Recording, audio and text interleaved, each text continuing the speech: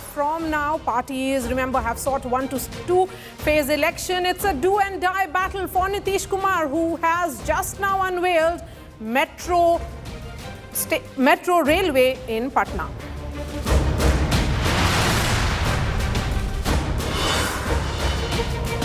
Shocking attack bid on CGI Gawai. Miffed lawyer throws a shoe at the Chief Justice of India inside a courtroom. Big fallout of CGI's "Go pray to Vishnu" remark.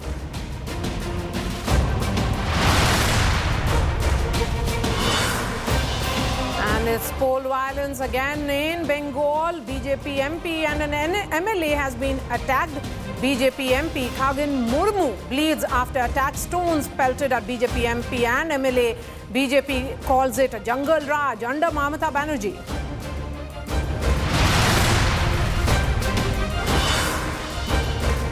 And the Bharatiya Janata Party once again attacks Mamata Banerjee for dancing at a Kolkata Durga Puja event while 23 people die in Darjeeling deluge.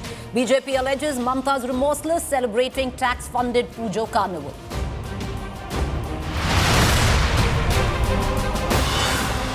And social media users target Justice Senthil Kumar in Karur stampede case. Video of Chief Minister Stalin visiting judge's family is posted. Social media users allege High Court judge has DMK ties.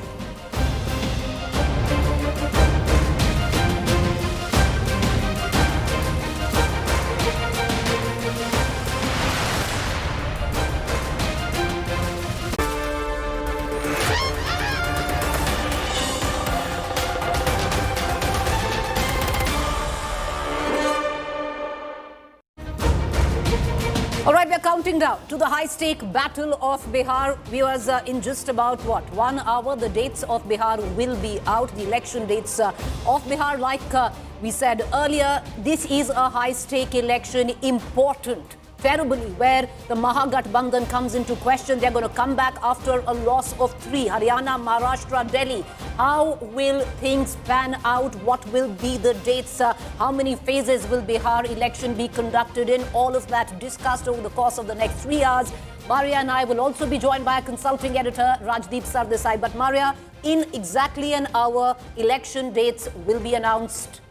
And I can see Rajdeep already on the screen, and we have been discussing the X factors in these elections. Rajdeep, very, very important election. Nitish Kumar, one of the longest serving chief ministers of the Hindi heartland, is facing 20 years of massive anti-incumbency. But there has been a counter of sorts which has happened from the BJP, JDU in the recent weeks, with the direct benefit transfer being thrown in as an important mix in this election. So Rajdeep, when the Election Commission announces the dates, what will you be watching out for? Because the last election, which was 2020 assembly elections, elections were held in 3 phases. That's right, Maria. I will be looking at what is the MY factor, but not the MY factor as we knew it in the past, which was Muslim Yadav. I think the factor that matters more than anything else now in Bihar is MY, i.e. Mahila and Yuva. Bihar is one of the youngest populations in the country in terms of demographics, and it has a large woman population. And just to give you a figure, if you look at the polling percentage in assembly elections, Maria, from 2020, go back to 2010. In 2010, men polled 51%, women polled 54%. 2015, men polled 53%, women polled 60%. And in 2020, women polled 59%, men 54%. So 2 things are happening. A large youth demographic has emerged in Bihar, and women are actually outpolling men.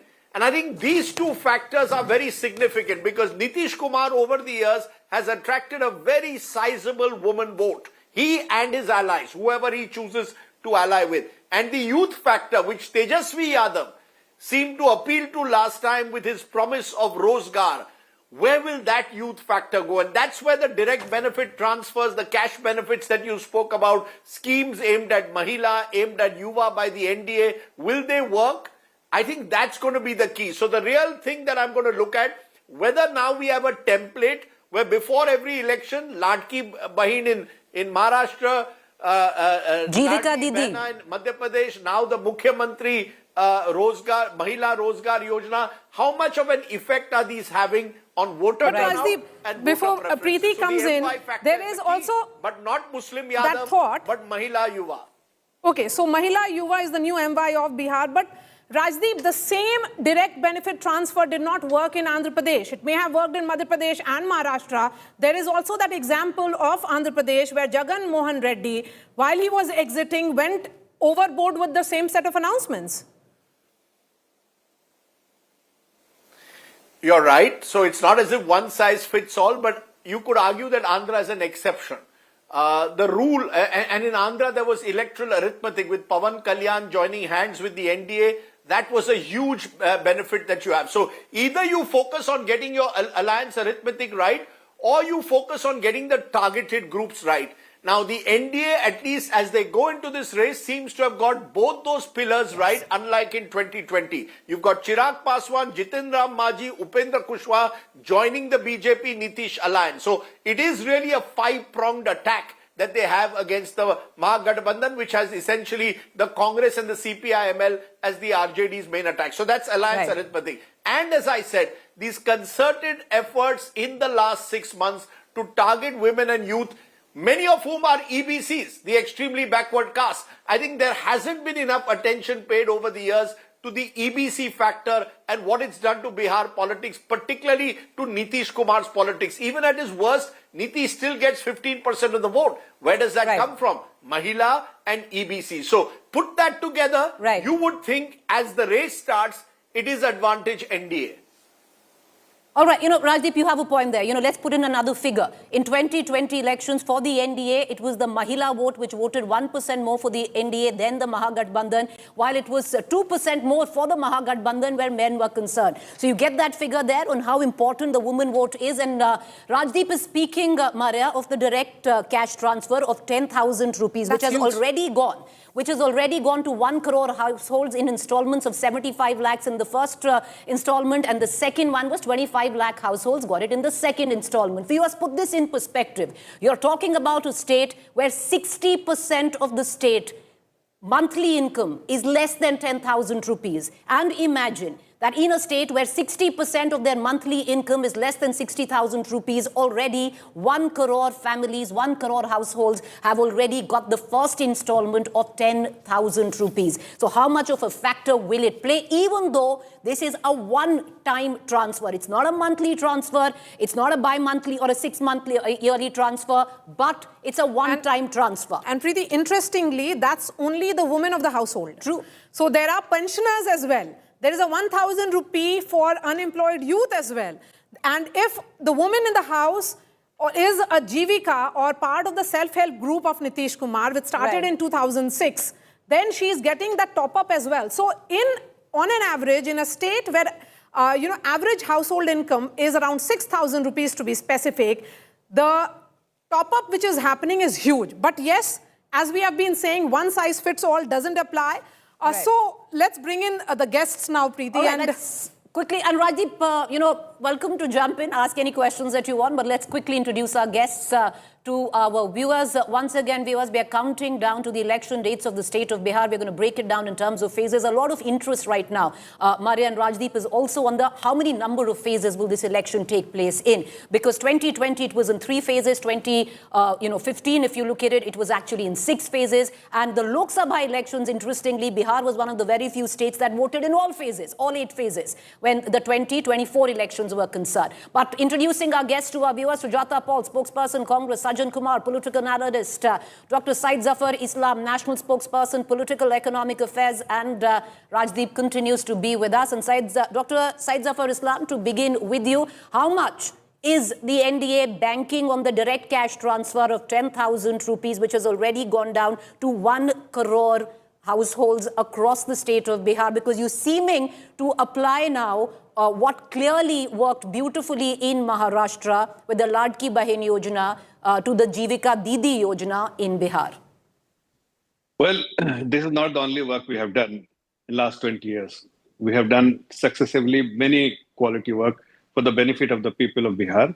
And that is why I will not count only on this work or these efforts which has really helped the common citizen of the state. If you were so confident, Zafar Bhai, then what was the need of announcing all these, DBTs just ahead of elections in less than, in the last few weeks, I would say, 4 weeks to be specific. You have gone ahead and made all the announcements. These are direct benefit transfers, which is essentially cash which is in the hands of your voters. I think, Maria, if you just go through the budget of Bihar, then you will realize that the budgetary provision was made in the budget itself for this announcement and for this work. The timing may change because of the various stages one has to take internal approvals and all. But the budgetary provision was made, and that's why this announcement can be comfortably made, because we have already made the budgetary provision. But let me tell you, it is not these efforts or other efforts. It is the confidence which the common man reposes in the leadership. And the common man reposes confidence in the leadership of Sushashan Babu, and the Vikas Purush is the Honorable Prime Minister. So we have a combo of Sushashan Babu as well as the Vikas Purush in the form of Nitish Kumarji and the Honorable Prime Minister. So the people have confidence in us. They will bless us purely because they have confidence in us, and they do not have confidence in Tejasvi Yadav or the poster boy of... Well, we'll only know, Dr. Islam, that's we'll only know when that last vote is counted. We don't know on the day which it's going to be counted. So I'll circle back to you. You'll have enough time. Allow me to circle back to you. I just want to bring in Aishwarya Paliwal, who's joining us from the Election Commission, before we go back to our political guest, Aishwarya. I think, Aishwarya, the biggest question right now is how many phases will the Bihar election be held in? That, is very keenly watched by all political watchers, including the parties. What are you hearing?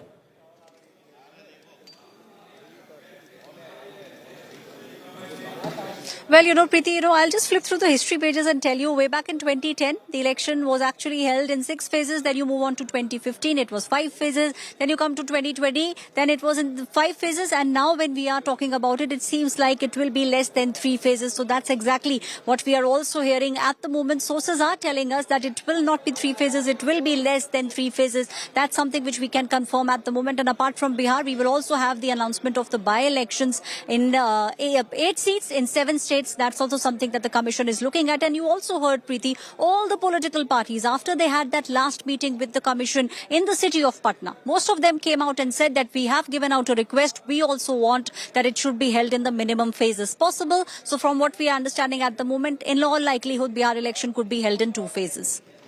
And that Election Commission PC, the crucial Election Commission PC, is being held at Vigyan Bhavan. So in all... the significance of these elections, Rajdeep, we have been discussing multiple elections across the country, but why do you think Bihar is that crucible of politics that we keep talking about? A state where, covering elections you have enjoyed for decades. Look, there are different reasons why Bihar matters. One, because there is no state where politics is as much of an industry as in Bihar. Everyone has an opinion in Bihar. Whether you're contesting elections or not contesting elections, the man who will sell you likhi choka will have an opinion. There'll be the boatman who will have an opinion. There'll be the weaver who will have an opinion. People have strong opinions in Bihar, which makes it a very interesting state to cover. Having said that, I think Bihar is one of those states which has been caught almost in a time warp over the last 30 years. The Lalu Prasad Yadav and Nitish Kumar dualism, both children in a way of the Mandal revolution. Are we now entering a post-Mandal politics? We've seen a bit of that happen certainly in Uttar Pradesh. Bihar, on the other side, still seems caught in a time warp when it comes to caste allegiances. So the big question is, will the MY, the Mahila Yuva, rise above caste allegiances?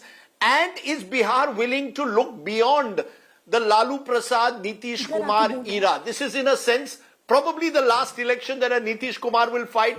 Lalu Prasad probably will hardly be seen in the campaign. So you're entering a post-Lalu Nitish age, which I think is interesting, because you've got a Prashant Kishor with his Jan Suraj party who's trying to emerge as a potential third alternative. How he does will be interesting to watch. It's also interesting because, remember, Rahul Gandhi has tried to be far more aggressive in the last few months with his vote chori campaign. He also targeted the SIR exercise. what impact does that actually have on the ground? Because the Congress for years now has been the Kamzor Kadi. The RJD-led alliance would have won 2020 if the Congress had punched above its weight. It just won 19 of the 70 seats. So that will be interesting because the Congress, after the 2024 Lok Sabha, has suffered a series of setbacks, Maharashtra and Haryana being classic examples. And then I think Bihar is important because at the end of the day, Bihar represents, in a sense, the caste dynamics of this country, which, whether one likes it or not, are firmly entrenched in the politics of the Hindi heartland. And one has to see whether it has reached exhaustion point, whether people are looking for life beyond caste, and does the Modi factor influence Bihar politics as much in a state election as it does in a national? Having said all that, I do believe that the direct welfare benefits and what impact they have on the voter could well prove decisive. So does Bihar go beyond the politics of caste to see who is going to actually provide development? Can development really ever be a factor in Bihar politics, or is it, as the opposition is calling it, vote kharidi? I think all of this makes Bihar fascinating. It's one of the most fascinating states to cover. And having seen Bihar in the 1990s as a final point, that was the decade of real churning. I think that's when we really saw Bihar come alive, the break of the old order, upper caste dominated, emergence of backward caste leaders. Now are we going to see the next stage, the post-Mandal politics? That will be interesting to see. And can Bihar really break out of caste mold is also the question. Something that we ask every election, something we know perhaps the answer of. Dr. Manisha Priyam joins us as well, political analyst, and we also have Sajjan Kumar. But the question that was being asked by Rajdeep here, Sujata Paul, is Congress really that Kamzor Kadi as you were in 2020? What is it that the Congress brings on this MJB table? There is a captive MY of Tejaswi Yadav, Muslim Yadav, which is roughly around 34-35%. What is it that the Congress is bringing into this alliance number? As far as the Congress is concerned, we have seen it's not just in Bihar but across the country how Rahul Gandhiji's vote chori campaign has resonated with people, and people have come out on the streets, and in various forms we are seeing this slogan being resonated across the country. But in Bihar specifically, people have realized that this is a government which is a corrupt government, and this is second in corruption in the entire country. There are 2.9 crore people who live on less than 100 rupees per day. There are 38% households which have no access to toilets even today, when the Prime Minister says that we are defecation free. 70% of the population sleep hungry every single day in this particular state. 42% of the children are undernourished. 56.4% is the mortality rate. And if I go on to this data, it just goes on. But the most important thing is that the CAG report itself has shown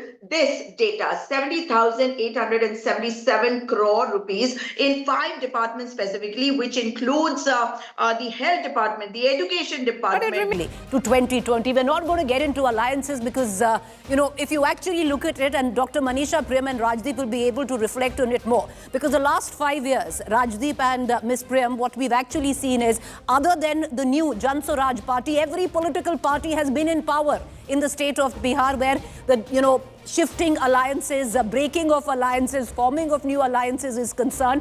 But take a moment to reflect on the total number of seats and what the results were in 2020. 243 seats. The NDA then had 122, the MGB at 114. Of course, this is what happened in 2020. Come August 2022, this chart, viewers, looked dramatically different, primarily because Nitish Kumar broke alliance with the NDA and joined the RJD and the Congress, only to break it right before the 2024 election. So a lot of water has flown down the Kosi, which is already in spate right now where the state of Bihar is concerned.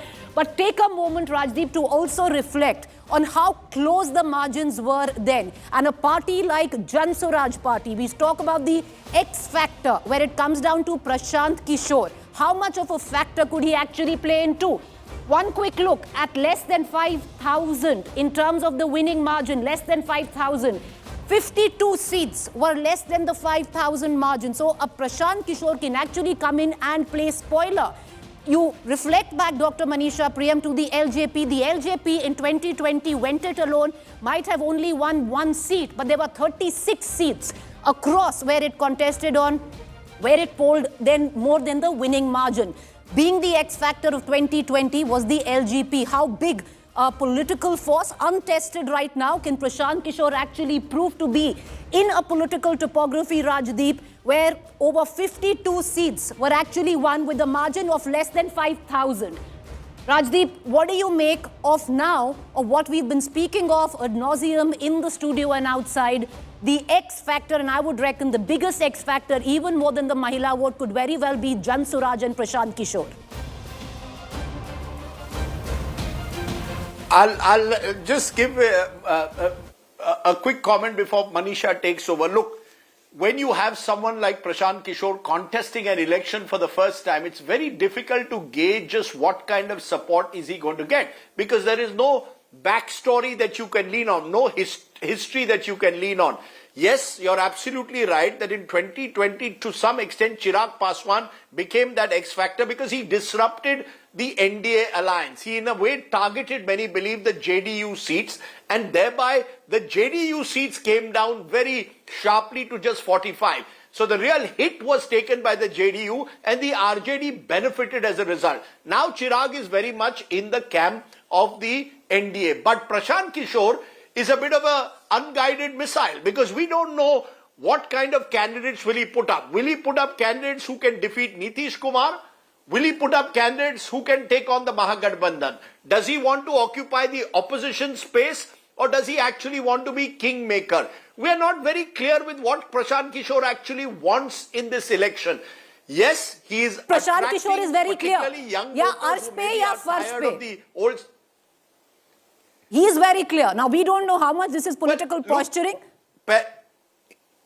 He may be very clear, but look, given the fact that you've had 30 years where two major alliances or two major leaders have dominated, a third leader suddenly emerging, can he really take over Bihar? Okay. I mean, NTR could do it with his Telugu Desam in 1983, and Arvind Kejriwal to some extent could do it in Delhi, which is really a city-state. You're now talking of Bihar. Across Bihar, can he cut across the caste fault lines? Can he get at least 10 to 15%? If he gets more than 10%, Prashant Kishor will be an X factor in this election. So 10%. But 11%, Rajdeep, is what Prashant Kishor, Jan Suraj party got in the by-elections. They might not have won anything, but 11% was the vote share that Prashant Kishor got in the recently held by-elections. Of course, by-elections are very different than when an actual election takes place. We are back with Rajdeep, Maria, and Dr. Manisha Priyam as well, especially reflecting on what possible role will Prashant Kishor play. But let's listen in right now to Prashant Kishor's last interview to us, where he actually said either it's Arsh, either it's the pinnacle where he forms the government, or it's Farsh. Because if he gets anything in between, he will not be part of any coalition or what many seem to subscribe and give him the idiom of the kingmaker. Listen in. Prashant ji, अगर vote दे दिया, क्योंकि आप दो चीजों की बात करते हैं, आप अर्श की बात करते हैं और आप फर्श की बात करते हैं, मान लीजिए कहीं बीच में रह गए, नहीं रहेगा, अगर रह गए, मतलब डेफिनेटली देखिए, फिर ये गॉड कॉम्प्लेक्स है, कैसे पता होगा कि नहीं पता, आप कुछ वो भी हो सकता है, ये भी हो सकता है, ये भी हो सकता है, नहीं, हेड और टेल होगा, बीच में सिक्का खड़ा कैसे रह जाएगा? अच्छा, अगर मान लीजिए आप कह रहे नहीं बीच में सिक्का खड़ा रह जाएगा, मान लीजिए कुछ 10, 15, 25, हाँ ठीक है, तो उसको हाथ से गिराकर फिर एक साइड कर देंगे। मैंने कहा है कि मेरी कोई दिलचस्पी इसमें नहीं है कि मैं विधानसभा में पक्ष विपक्ष में बैठूं। अगर सरकार बनाने का एब्सोल्यूट मेजॉरिटी नहीं मिली, डिसाइसिव, नॉट 123, डिसाइसिव मेजॉरिटी नहीं मिली, तो फिर से जहां है वहीं से रहेंगे। रोड की राजनीति कर रहे हैं, रोड की राजनीति करेंगे। विपक्ष में बैठने कोई it's a strong statement that you are making, पर आप ये भी कहते हो कि अगर मेरे 10-15 अगर आए, मैं बोल दूंगा जहां जाना जाओ। पर ये इतना आपके लिए मेहनत की, कोई कुछ नहीं। मैंने क्या कहा कि 10, 12, 15, 20, अगर आप जो कह रहे हैं अगर ऐसा हो गया, आज जीत के आ गए, मैं उनको कहूंगा या तो भाई मेरे साथ 5 साल फिर रोड पर रहो, और नहीं अगर तुम्हें क्षमता है तो जिसमें जाना है चले जाओ, हम तो फिर रोड पर ही शुरू करेंगे। तो आप रिजल्ट के पहले you are completely ruling out any possibility of a coalition of you being part of it, वो कभी नहीं होगा? इम्पॉसिबल, न चुनाव से पहले न चुनाव के बाद। ना 2025 में, ना 2029 में। मेरे जीवन में अब कोई ध्येय नहीं बचा हुआ है। इस कालखंड में मैं इतना ही चाहता हूं कि बिहार सुधरे। अगर उसको सुधारने का मौका नहीं मिला तो फिर देखेंगे, दूसरा कुछ करेंगे। क्या जरूरत है बिहार में रह के 10 MLA लेकर राजनीति करने की? But whatever the result is, whichever side, you've made clear that you will be part of no coalition. Question doesn't arise. It doesn't arise. Number two, whatever the result is, Prashant Kishor will live to fight another election. 5 साल तो रहना ही है। मैं अपना जीवन 10 साल में जीता हूँ। मैंने ये पहले भी कहा, आपके रिसर्च टीम ने शायद ये मिस कर दिया। मैं 10 साल यूएन में था, 2001 से लेकर 2011 तक। और जब मैंने यूएन छोड़ा तो वहाँ पर ठीक अपने हिसाब से, अपने पेडिग्री, अपने बैकग्राउंड के हिसाब से अच्छी जगह पे था, बहुत अच्छी जगह पे था। 2011 से लेकर 2021 तक मैंने जो काम किया, जिसको आप लोग कह रहे हैं कंसल्टिंग, राजनीतिक रणनीतिकार, व्हाटएवर, जब उसको छोड़ा उस समय उसके टॉप पर थे। बंगाल और तमिलनाडु उस दिन जीते थे जिस दिन मैंने रिटायरमेंट की घोषणा की है। अब 10 साल मैंने अपने लिए निकाला है कि मुझे बिहार को देना है। 10 साल देंगे, घबराइए नहीं। जैसे लोगों ने यूएन में माना, जैसे लोगों ने चुनाव विशेषज्ञ के तौर पर माना, वैसे लोग बिहार में भी मानेंगे। आप चिंता मत कीजिए। चिंता तो आपको करनी है, मुझे थोड़ा करनी है। कोई चिंता नहीं है यार, हम तो आराम से बैठे हुए हैं। So let me go straight to Manisha Priyam now. Dr. Priyam, what do you think is the X factor of this election in Bihar? Thank you for having me. First, let me paint the canvas a little better than what you've done until now. First of all, Bihar is 3 regional elections as much as it is a state election. And including in the Lok Sabha, it's been shown that one party that is not being discussed at all is the CPIML, and the challenge that is put forward to the BJP straight head on. Remember, the important seat of Aurangabad, which was known as the Chittorgarh of Bihar, was lost to a Kushwaha of the RJD, but a lot of support from the CPIML, Pawan Singh, etc., all defeated by Rajaram Kushwaha. Upender Kushwaha, the NDA Kushwaha, original Nitish Kumar's loyal man, Kushwaha, he defeated by Rajaram Kushwaha of the CPIML. So on the southern bank of the Ganges, that area is also referred to as Central Bihar, I would see very keen contest. And I can also say that much of what Prashant Kishor is talking about may be consumed, but the election on this side of the Ganges is a tough one. As much as the ML knows that they have to work on the ground, the BJP also understands that Shahabad and this area, Santosh Prasad having defeated RK Singh, is going to be a very tough battle. Now, if you see, this is the area where the BJP also has had to now rely on Pawan Singh. God knows what he will deliver. On this side, I do not see much of Prashant Kishor. But the classic BJP bastions are to the north of the Ganges, Madhubani, etc. They did very well. This is the area where there's a lot of upper caste varchasva, domination. About Prashant Kishor, I may also say as a Bihari, that it's important to see that after Bindeshwari Dubey, the last Brahmin Congress chief minister, we will have Prashant Kishor. Yeah. Now, Prashant Kishor as another upper caste. Yes, Prashant Kishor combines in himself his geography that comes from Buxar, but his appeal may lie in these areas and amongst the youth. So certainly very important, but don't underestimate the CPIML. It's strongly rooted in a particular geography, does very well. These numbers that you see for the Mahagadhan. Well, Manisha, Priyam, Dr. Priyam, it did have one of the best strike rates where, you know, you're talking about in the last election. Narrowest margins, I don't remember the number of seats, right? But I think 5 or 7 seats there. Where they lost less than 2 seats, less than 500. And I think there were 4 seats where they lost, which includes the 2. In all, 4 seats that they lost less than 1,000, where the margin of victory was. Absolutely. So that's how it came down to the wire, to give you just a small fact there. So but Dr. Priyam, would you, make your point. Let's understand that Bihar is fighting a left classic class battle. Remember, the Lalu Yadav regime had broken the back of the IPF after the victory of Rameshwar Prasad from this famous Ara seat. The CPIML standing by the side of the RJD, and in the lifetime of Lalu Prasad Yadav has been able to resurrect itself.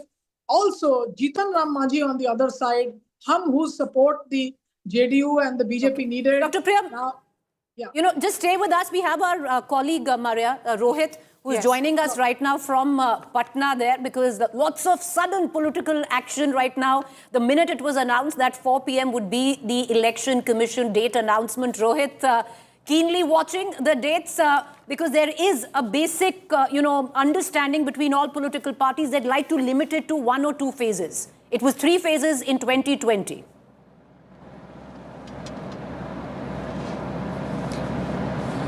Well, yes. See, the meeting that took place between the Election Commission team and the political parties day before yesterday, one thing was very much clear, that no party wanted that the election should be extended for more than 2 phases. That's very clear. In fact, the JDU, the key partner of the NDA, was of the fact that the election should take place only in 1 phase. However, BJP and RJD, they were okay with the fact that if it takes place in 2 phases also, they are okay with it, but not more than that. So there is, you can say, some sort of agreement that has been reached with all political parties not in favor of extending elections to 3, 4 or 5 phases as has been the case over the last few years. In 2010 it was 7 phases, Preeti. In 2015 it was 5 phases, came down to 3 in 2020 due to COVID. And now, because the law and order situation in Bihar is also okay, and Bihar is the only state where elections going to take place in the entire country,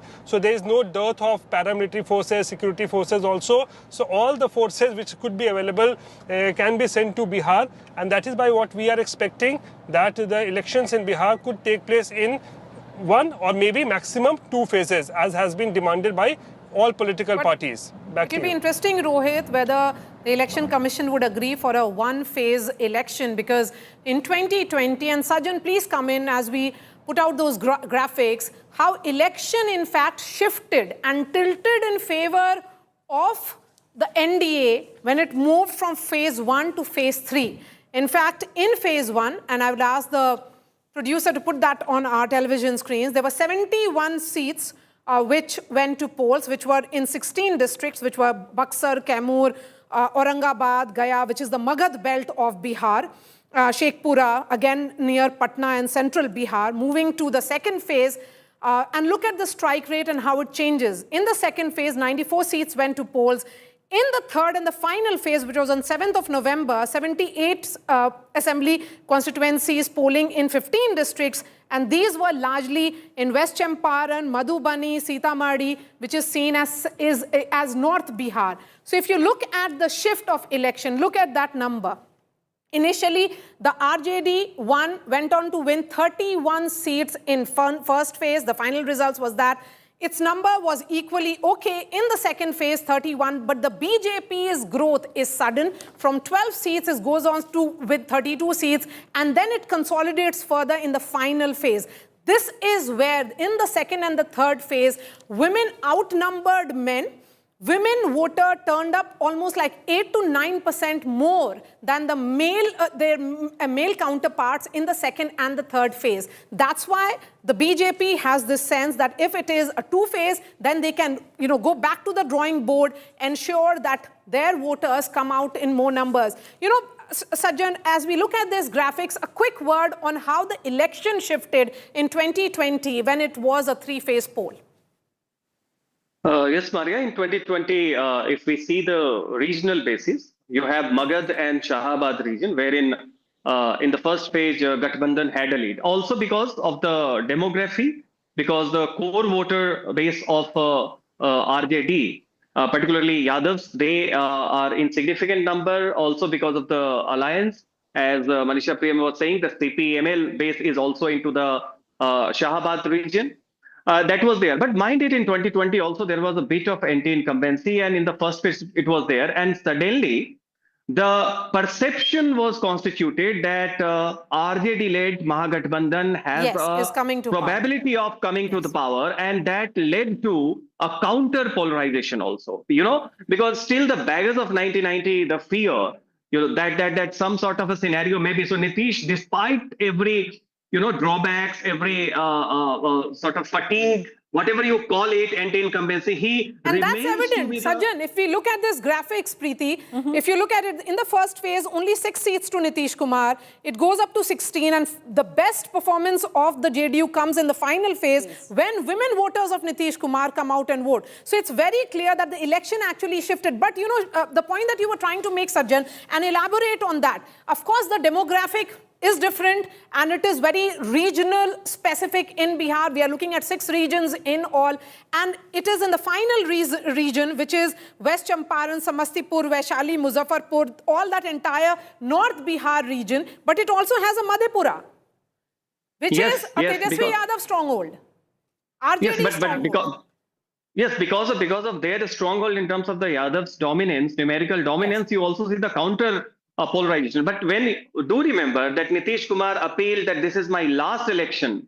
Will you respond accordingly? And we had the feedback that among a great section of EBC, mind it, 2020 and 2025, what is missing? Right. What is missing is the spark for Tejasvi that you saw in 2020. He was fresh, he was young, and people differentiated him from Lalu Prasad Yadav. Perhaps it was a reposition of the faith in a leader who was claiming to speak for issues of unemployment, price rise, etc. But Sajjan, doesn't it also get blunted somewhere, because the kind of pull that one had for Nitish Kumar in 2020 isn't quite the same when you've come down to 2025. You're talking about regions, and it's interesting, Maria, for us to maybe reflect on the regions. We've broken it. I'm going to just cut across to the election intelligence dashboard. We love to, showcase, especially where our data analytics is concerned, which is cutting edge where it comes down to across all networks, across all channels, across the country. But, Maria, we spoke about strike rate. Interesting. Want to just take our viewers through. The BJP seat contested 110, seats 174. Strike rate was at 67%. That is a very impressive, strike rate. You had the JDU 115 seat contested, seat 143, strike rate 37%. You had the RJD seats contested 144, seats 175, strike rate 52%. The Congress, interesting, was a weak link when it came down to 2020 elections, because the Congress contested 70 seats, seat won just 19, and the strike rate stood at an abysmal 27%. Right now, we're also at a stage, viewers, that the allotment of seats, seat distribution hasn't quite happened, and a lot will depend in the state of Bihar on who is contesting, how many number of seats, and where they are contesting from. And that would pretty much, give us a picture on how things will pan out where it comes down, where Bihar is concerned. Till now, there has been no political party, despite Prashant Kishor, Jan Suraj suggesting they'll be the first one to give their, list in terms of candidates. That hasn't quite happened yet. But what Maria was speaking of, and we'll bring in all our panelists back into this discussion where you look at regions. So 6 regions, Maria, that you were also talking about, that we've broken it down. Let's go one by one. Magad is something that Sajjan was talking about. Magad, 53 seats in the Magad region. And the NDA in Magad had won. The then NDA, of course, the dynamics look different right now. NDA then had won 22. The Mahagathbandhan at 31. Preeti, a caveat, then NDA did not have Chirag Paswan. LJP, right exactly. Now, we are looking at an NDA with Chirag Paswan. That's why that number looks different. And perhaps exactly. And a bit of give and take where other small regional outfits are also concerned. But, I just want to bring in, and I know, Dr. Syed Zafar Islam and our political spokesperson want to come in, but just give us like 5 minutes of self-indulgence when we get in our political analyst, where you look at, these figures. And both Sajjan and Manisha Priyam, I want to take you through that. Where it comes down to the Mithila region. Total number of seats, 42. The NDA swept the Mithila region, 30. The MGB stood at just 12. If you look at Bhojpur region, there you have it, which was a sweep by the Mahagathbandhan. Then the Mahagathbandhan, 40, and the NDA at 11 seats, others just 1. The Simachal would be interesting this time. The Simachal region has practically been, the spotlight when it comes down to the special intensive role revision exercise that has been taking place. Then the NDA actually won 12 seats in Simachal, MGB 7, and Maria, this is the role of the AIMIM, which also comes into the picture where the Simachal area is concerned. And a word on MGB, Preeti. Right. The MGB of 2020 is the same as MGB of 2025. There's no addition per se which has happened in Mahagathbandhan. It is the NDA which has shifted, because NDA then did not have Chirag Paswan as part of the NDA seat sharing. Chirag was essentially a vote cutter playing the role of fielding candidates in JDU seats, so out of 105 seats which was contested by the JDU, it was Chirag Paswan's LJP which contested on the same 105 seats, and that is the reason why Nitish Kumar's overall strike rate went down so significantly that he became party number 3. Let me give you a micro data on that, because 37 seats, LJP in 2020 had polled more than the winning margin. Maria, 17 of the seats were up against the JDU. Yes. But let's, as we bring in Manisha Prem, I want to take you to the other two regions. Anga region, there, one second, there you have it. In NDA, 16 MGB, just 6 others, 1. Tirhut region, because NDA 31, MGB, Mahagathbandhan 18. Again, the political map in 2020 looked very, very different than what it looks now. But Dr. Manisha Priyam, you were reflecting on the regions and how this is going to be a region by region election, not one state election. So multiple elections folded into this one massive 243 seat election in Bihar. How are you reflecting on it? So I think the big question mark on the Mahagathbandhan is that areas of Madhubani have to be, these are very heavily populated, Yadav populated districts. The Y factor, also a lot of Muslims. Remember, they have their tall leader called Abdul Bari Siddiqui. I think the big question is, why did the RJD not do well in the last election in this area? I also feel that the Congress party had claimed because of their old roots, they would be able to do something.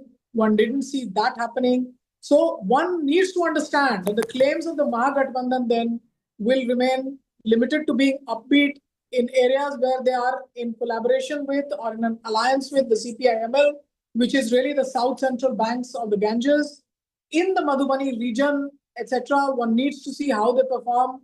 In Bhagalpur, which is the Ang region, Shahnawaz Hussain, an important BJP leader from there. The Congress also had an important leader here, Ajit Sharma, whose daughter is a film star of some sort, drew a lot of crowds, didn't win the elections. So I don't know where the Congress will perform well. I don't know whether the RJD will be able to get this area back to its fold. So that but Maria, is very, the bigger very question, Dr. Priyam and Maria, the bigger question, Maria, isn't it also how many seats will the Congress actually fight? But just giving our viewers a sense of what the last election looked like, where it came down to the vote share and seat share. Vote share wise, you have it, JDU party wise stood at 16%. A lot of that, as Maria as well pointed out earlier, had to be with the hit of the LJP. So we gave you the party vote share there. Take a look at the total number of seats, and this is how the chessboard stood. The NDA at 125,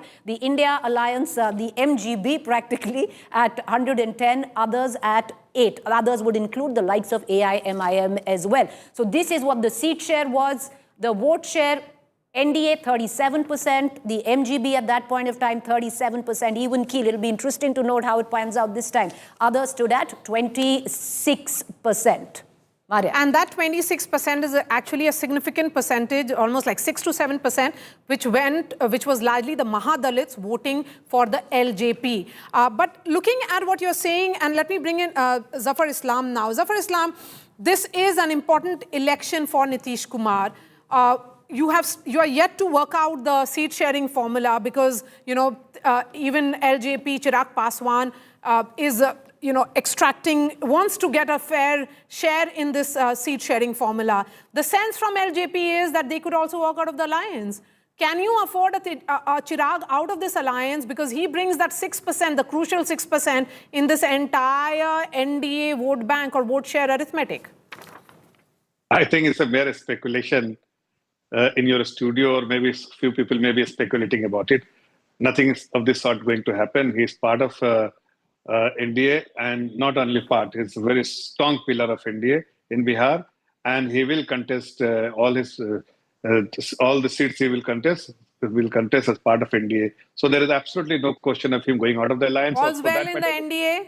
Absolutely. Intact. We are intact, and we are going to upset this Mahagathbandhan. But Dr. Syed Zafar Islam, last time you contested 110 seats, you actually got 74 seats with a superb strike rate of 66%. This time around, because you're saying all is well within the NDA, Murmurs are all is not very well, where the pulls and tugs of seat sharing come into the picture. Will the BJP alone actually look at a figure of 110? It looks implausible in the dharma of alliances where it comes down to seat sharing, sir. Well, we respect the coalition dharma. We are one political party who has always respected our coalition partner.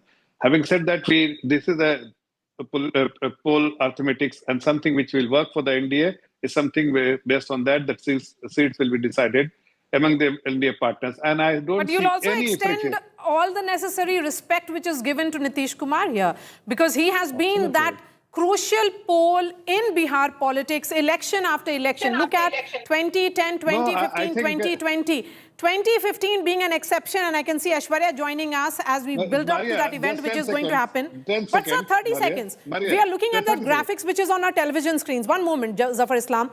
The balance of power shifts whichever side Nitish Kumar is.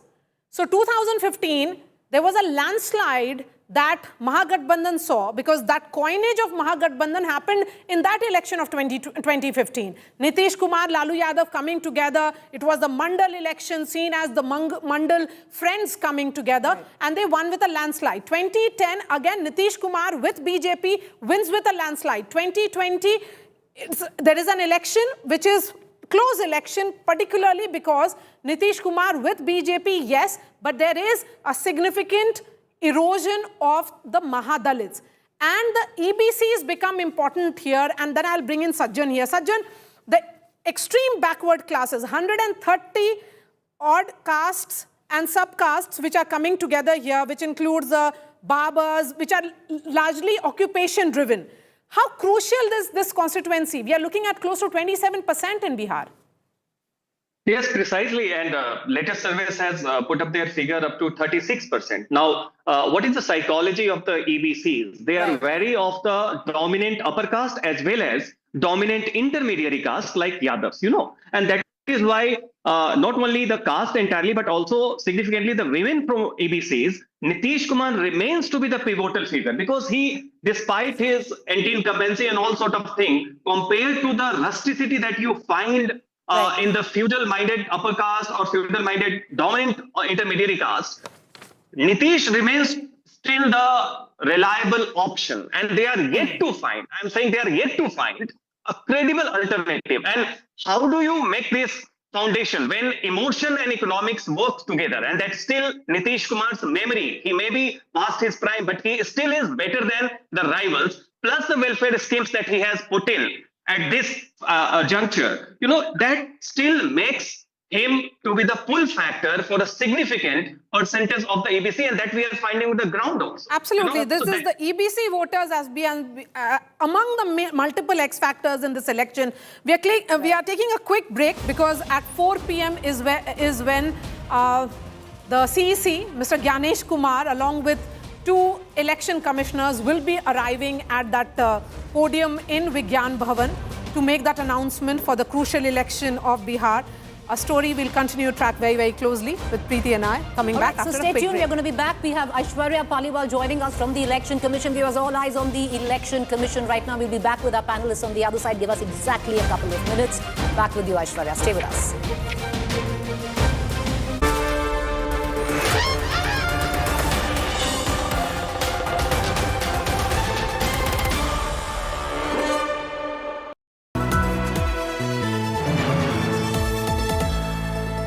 Motorola Edge 60 Pro, the true flagship killer.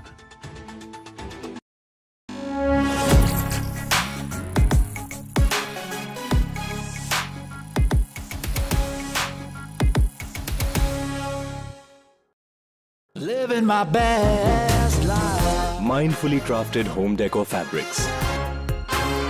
Sansar, a D-Decor brand. Live consciously. Hello, Moto. Do the Moto Moto.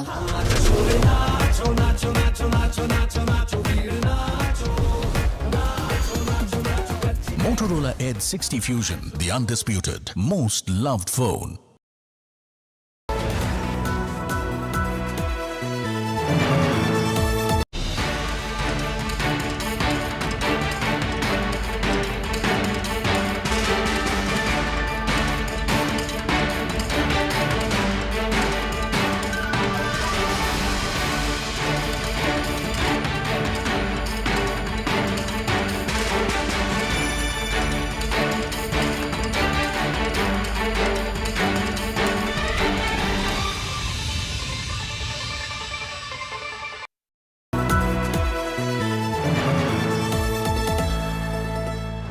चाचा जी paint तो बड़ा शानदार करवा लिए। Dulux है और उसकी warranty तो और भी शानदार। पेंट से शानदार कैसे हो सकती है? कैसे हो सकती है मतलब? पीलिंग, फेडिंग, डैम्पनेस सबकी वारंटी है। और पेंट से भी शानदार वारंटी से शानदार पेंट से शानदार वारंटी से शानदार पेंट से शानदार warranty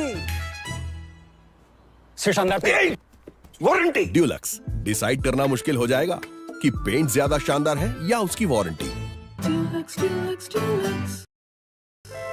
Bliss. Sometimes it dances on your skin like first rain.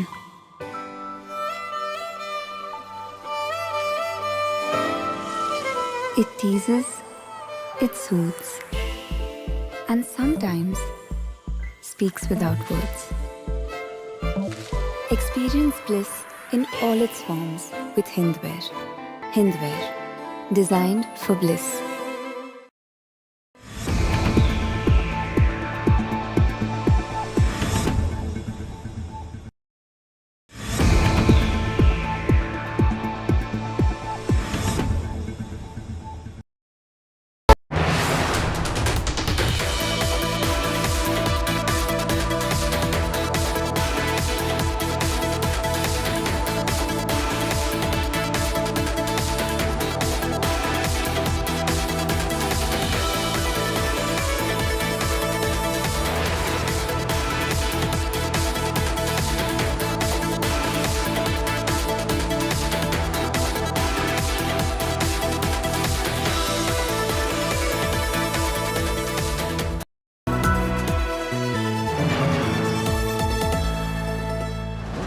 Edge 60 Pro, the true flagship killer.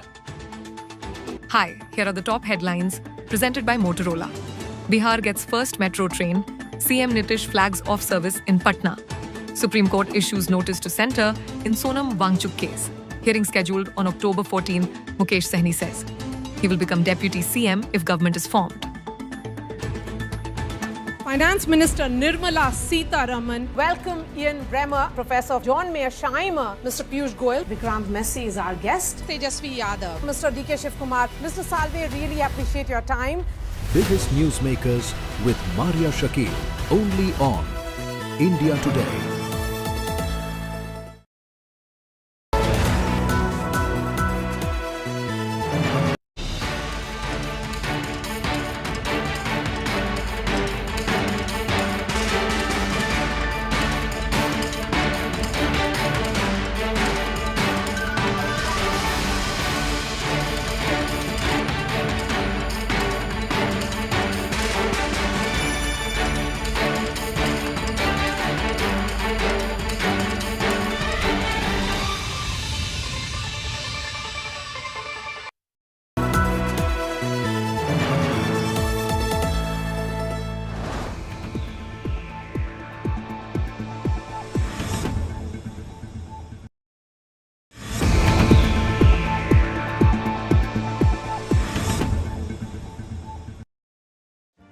Make your media plan smarter with India Today Live TV on your connected devices.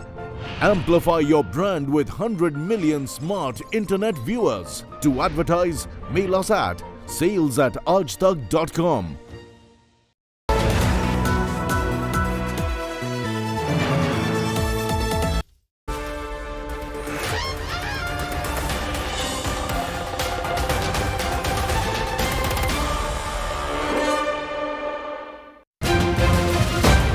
A very warm welcome, Maria, and I join you from the studio of the India Today television to get you up to speed with the latest that is coming in from the Election Commission. Viewers, any time now, dates of the Bihar elections will be announced shortly from now. Will it be a three-phase election like it was the last time? There has been a consensus by all parties in Bihar that the election be limited to a single or at best a two-phase election. Will it happen is the big question. All eyes now on the poll panel media briefing, which will take place anytime. 243 seats spread across 38 districts go to polls.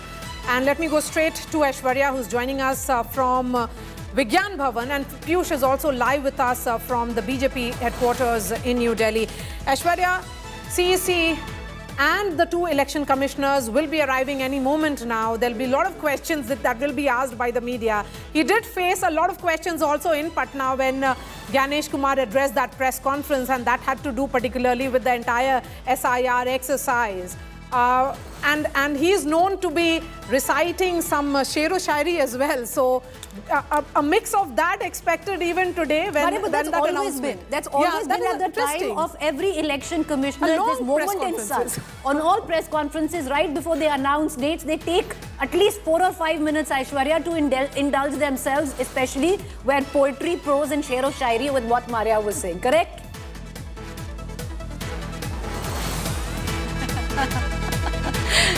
Well, Preeti, let me tell you one thing. It's like a new director. Every director comes with a different vision, and that's what we have seen over the course of the past many years. Different CECs, they have different styles. But yes, one thing that you rightly pointed out is the fact that we should be expecting a lot of poetry coming in from the Chief Election Commissioner, Gyanesh Kumar. He, in fact, has been saying what has happened now in Bihar after a long gap of 22 years. We are seeing the SIR exercise that is being done. He, in fact, also went ahead and said that there were a lot of fake narratives that actually were being done on social media, but apart from that, the reality on the ground was very different. And let me tell you, this is just the beginning.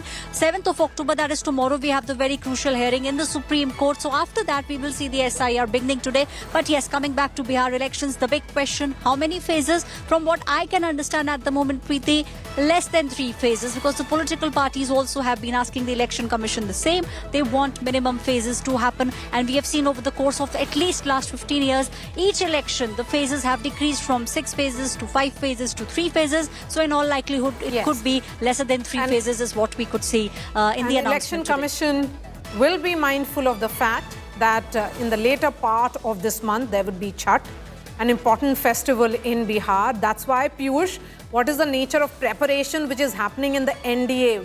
By when do you sense their seat sharing formula will be closed and sealed?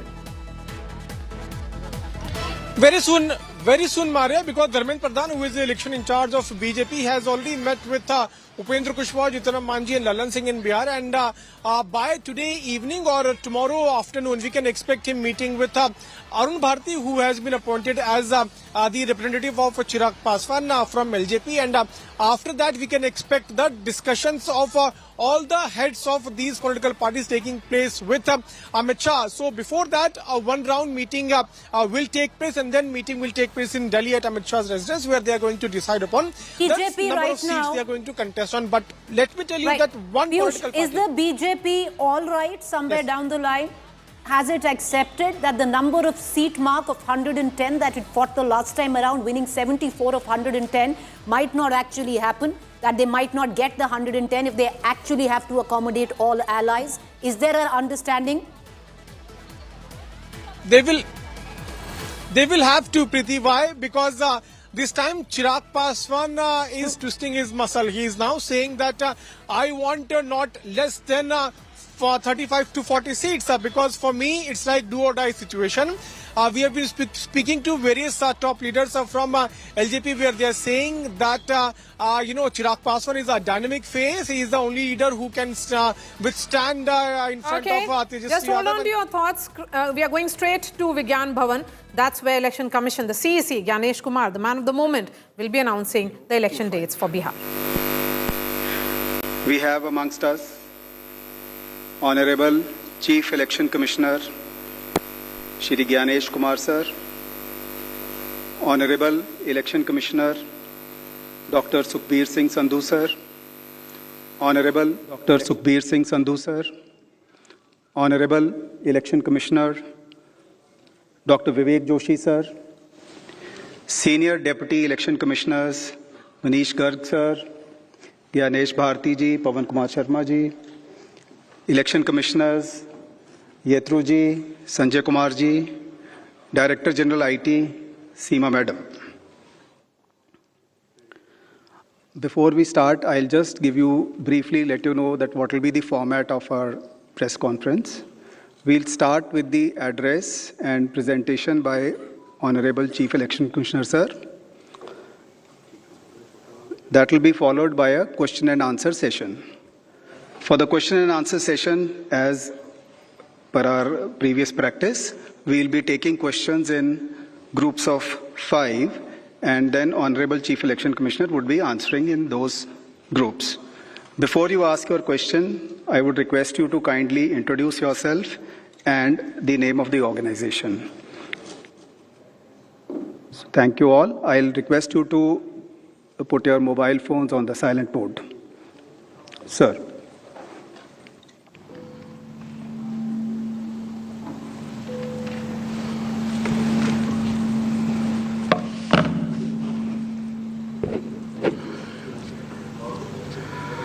Honorable Election Commissioner Dr. Sukhbir Singh Sandhu ji, Honorable Election Commissioner Dr. Vivek Joshi, election commission के वरिष्ठ अधिकारीगण और सभी media के साथियों,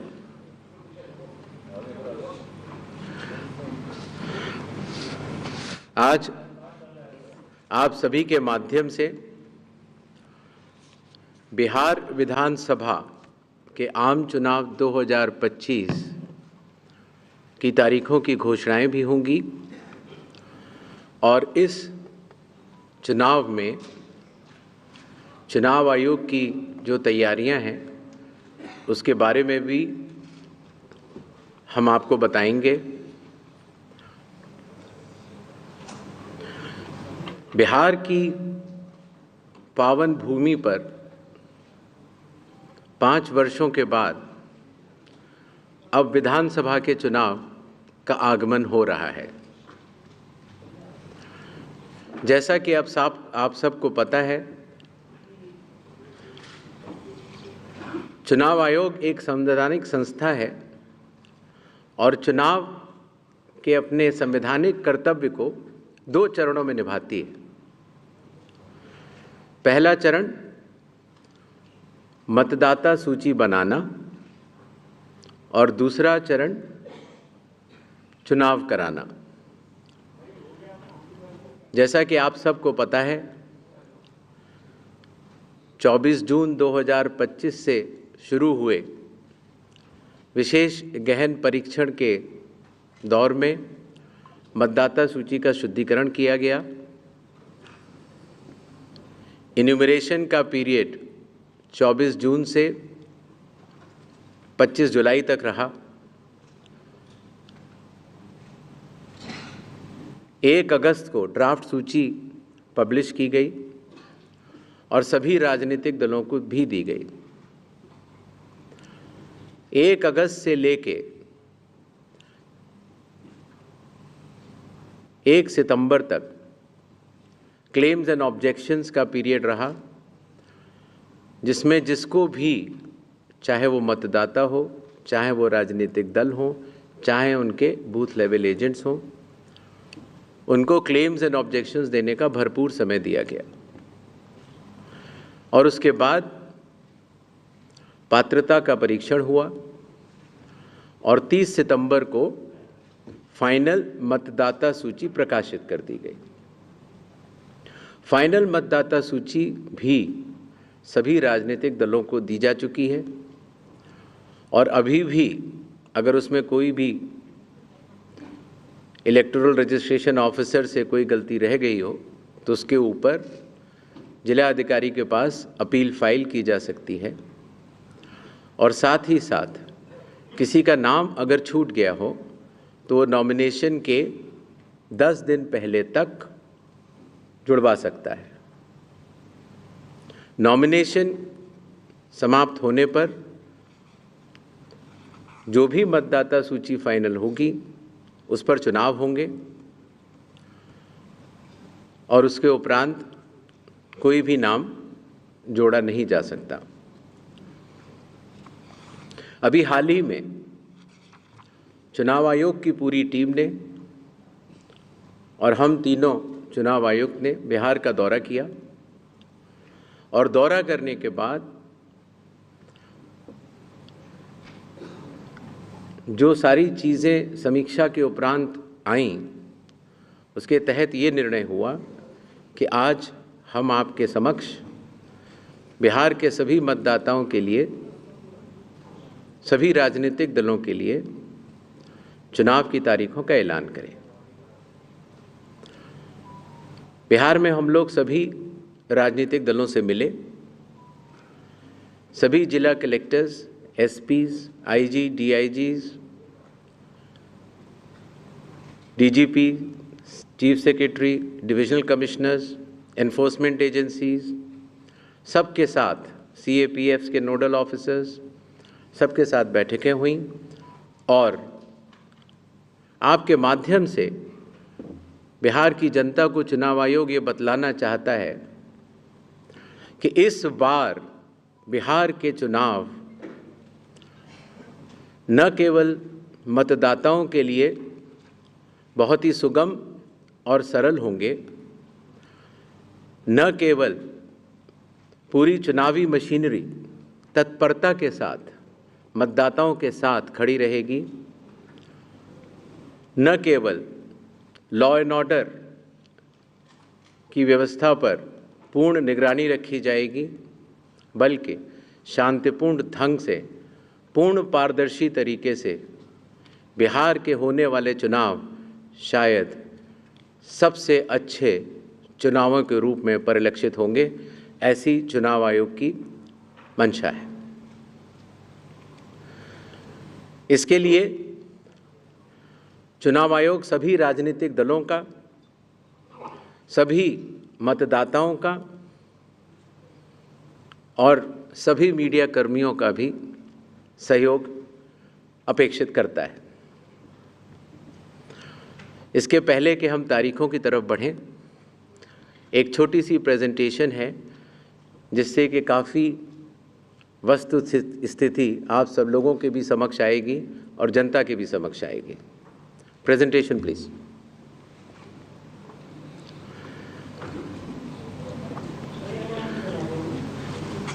बिहार में कुल 243 विधानसभा क्षेत्र हैं। इसमें अनुसूचित जाति के लिए 38 और अनुसूचित जनजाति के लिए 2 रिजर्व्ड हैं। नेक्स्ट।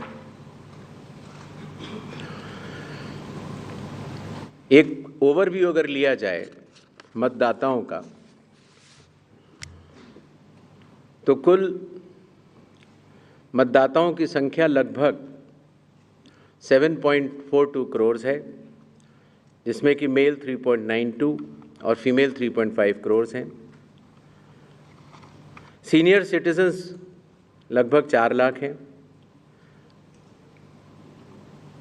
100 वर्ष की आयु पूर्ण कर चुके मतदाता लगभग 14,000 हैं और फर्स्ट टाइम वोटर्स लगभग 14 लाख हैं। जैसा कि अब आप सबको विदित है, इस बार चुनाव आयोग ने मतदाताओं की सहूलियत के लिए, उनकी सुविधा के लिए हर मतदान केंद्र पर 1200 से ज़्यादा मतदाता न हो, ऐसा लक्ष्य रखा है। इसके चलते पोलिंग स्टेशंस की संख्या में वृद्धि हुई और अब बिहार में 90,712 पोलिंग स्टेशंस हैं। एवरेज वोटर्स पर पोलिंग स्टेशन लगभग 818। वुमेन मैनेज्ड 1044 और मॉडल पुलिस स्टेशन लगभग 1350। हर पोलिंग स्टेशन पर वेबकास्टिंग की व्यवस्था होगी, जिससे चुनावी प्रक्रिया के ऊपर वरिष्ठ अधिकारियों का पूरा निगरानी किया जा सके। बिहार में कुछ इंटरेस्टिंग चीज़ें भी हैं। दियारा रीजन में लगभग जो 250 पोलिंग स्टेशन हैं, वहाँ घोड़े से पेट्रोलिंग होती है और इसी तरीके से लगभग 197 पोलिंग स्टेशंस में नाव के ज़रिए पोलिंग पार्टीज जाती हैं।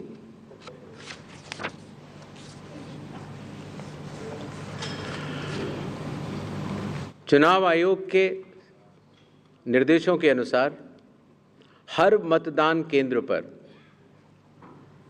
एश्योर्ड मिनिमम फैसिलिटीज़ प्रदान की जाएंगी, जिसमें कि पोल वॉलंटियर्स होंगे, हेल्प डेस्क होंगी, रैंप होगा, टॉयलेट्स होंगे, ड्रिंकिंग वाटर, साइनेजेस, लाइट की सही व्यवस्था और वोटर फैसिलिटेशन सेंटर।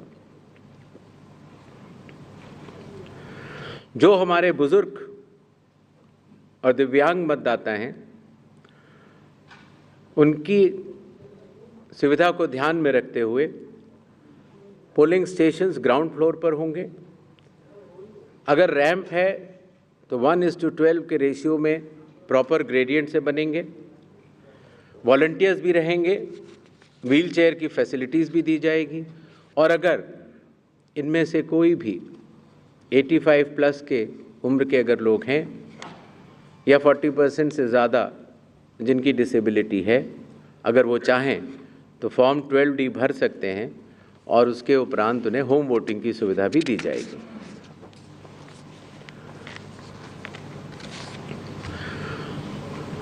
बिहार के दौरे पर चुनाव आयोग ने जिला मजिस्ट्रेट्स को, सुपरिंटेंडेंट्स ऑफ पुलिस को और सभी एनफोर्समेंट एजेंसीज को सख्त निर्देश दिए हैं, zero tolerance to any violence,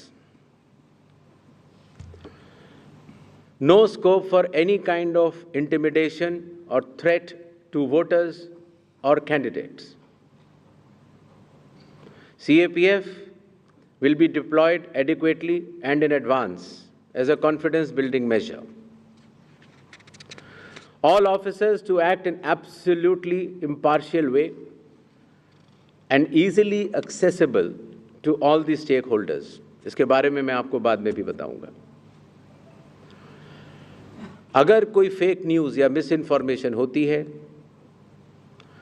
ख़ास तौर से सोशल मीडिया या किसी भी और प्लेटफॉर्म पर, तो उस मिस इन्फॉर्मेशन को काउंटर किया जाएगा और स्ट्रिक्ट विजिल रखी जाएगी सारे चेक पॉइंट्स पर, जिससे कि ड्रग्स, लिकर और कैश का इलीगल ट्रांजैक्शन न हो पाए।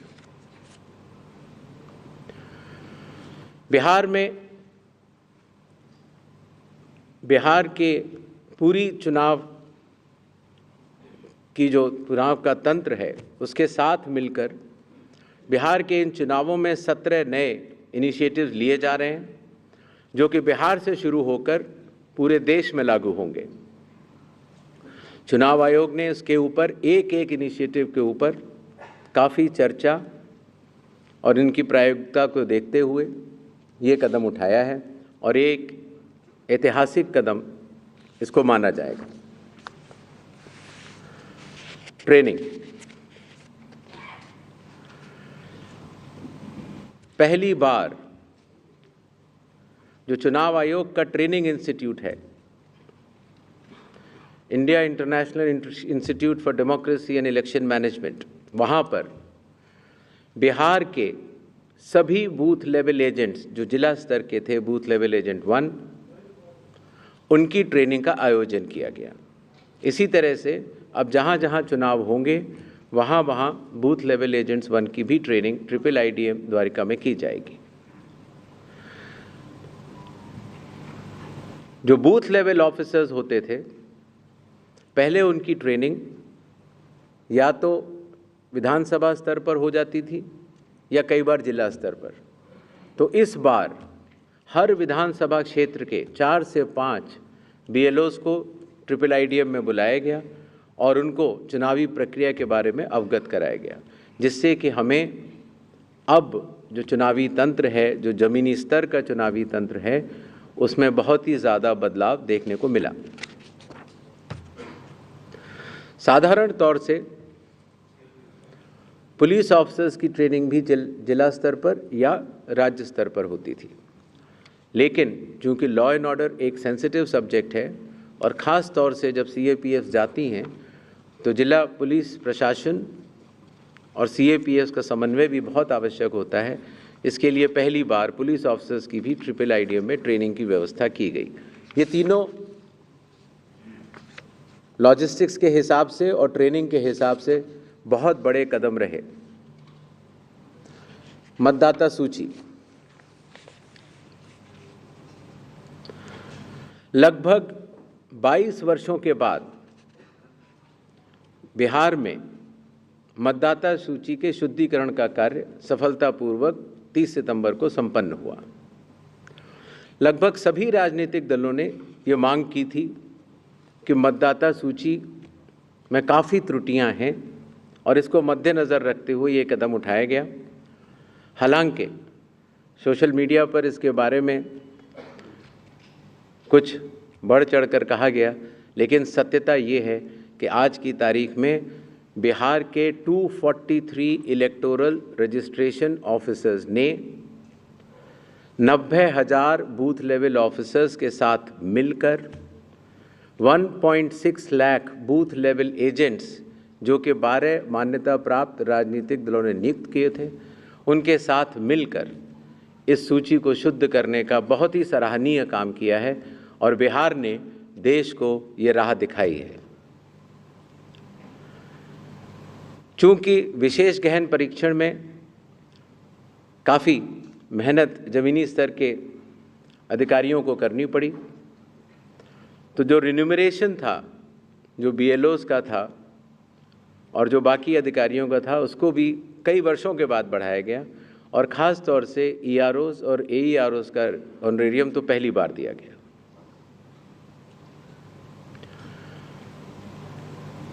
जिन मतदाताओं के नाम सूची में नए जुड़े हैं या जिन मतदाताओं की एंट्रीज़ में कोई चेंज है, जैसे पता बदल गया, तो ऐसे मतदाताओं को नए वोटर कार्ड दिए जाने हैं। चूँकि पहले कई दिनों तक या कई बार महीने लग जाते थे वोटर कार्ड मिलने में, इसीलिए चुनाव आयोग ने सभी एजेंसियों के साथ मिलकर ये SOP बनाया कि किस तरीके से 15 दिन के भीतर मतदाताओं के हाथ में इलेक्टर फोटो आइडेंटिटी कार्ड, जिसको सामान्यतः वोटर कार्ड कहा जाता है, वो उनके हाथ में आए। इसी तरीके से जो हमारे बूथ लेवल ऑफिसर्स हैं, जब वो मतदाताओं के घर घर जाते हैं तो उनको भी पहचान पत्र पहली बार चुनाव आयोग ने डिज़ाइन भी किया और उनको दिया भी। कंडक्ट ऑफ इलेक्शंस जो आने वाला है,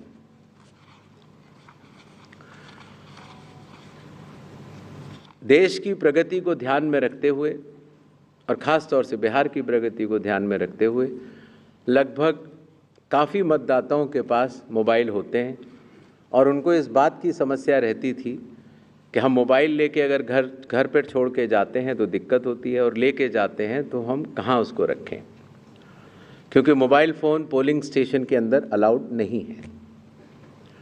इसलिए एक नई व्यवस्था बनाई गई जिससे कि पोलिंग स्टेशन के कमरे के ठीक बाहर कोई भी मतदाता अपना मोबाइल फ़ोन जमा करा सकता है, अंदर जाके अपना वोट डाल सकता है और बाहर आने के बाद अपना मोबाइल लेके घर जा सकता है। हर मतदाता को नॉमिनेशन का प्रोसेस खत्म होने के बाद एक वोटर इन्फॉर्मेशन स्लिप दी जाती है। वोटर इन्फॉर्मेशन स्लिप देने का लक्ष्य सिर्फ ये रहता है कि मतदाता को, क्योंकि कई बार बूथ बदल जाते हैं या कई बार मतदाता नए होते हैं, तो उनको वोटर स्लिप पर, इन्फॉर्मेशन स्लिप पर अपने बूथ का नाम और सारे डिटेल्स मिल जाते हैं। तो वोटर इन्फॉर्मेशन स्लिप पर बहुत ही छोटा चेंज करने के बाद मतदाताओं की सहूलियत बहुत बढ़ गई, क्योंकि उसमें उनका पोलिंग स्टेशन का नंबर, पोलिंग स्टेशन की जगह कोने में बड़े रूप में दिखा दी गई। पहले उनको पूरे में ढूंढना पड़ता था।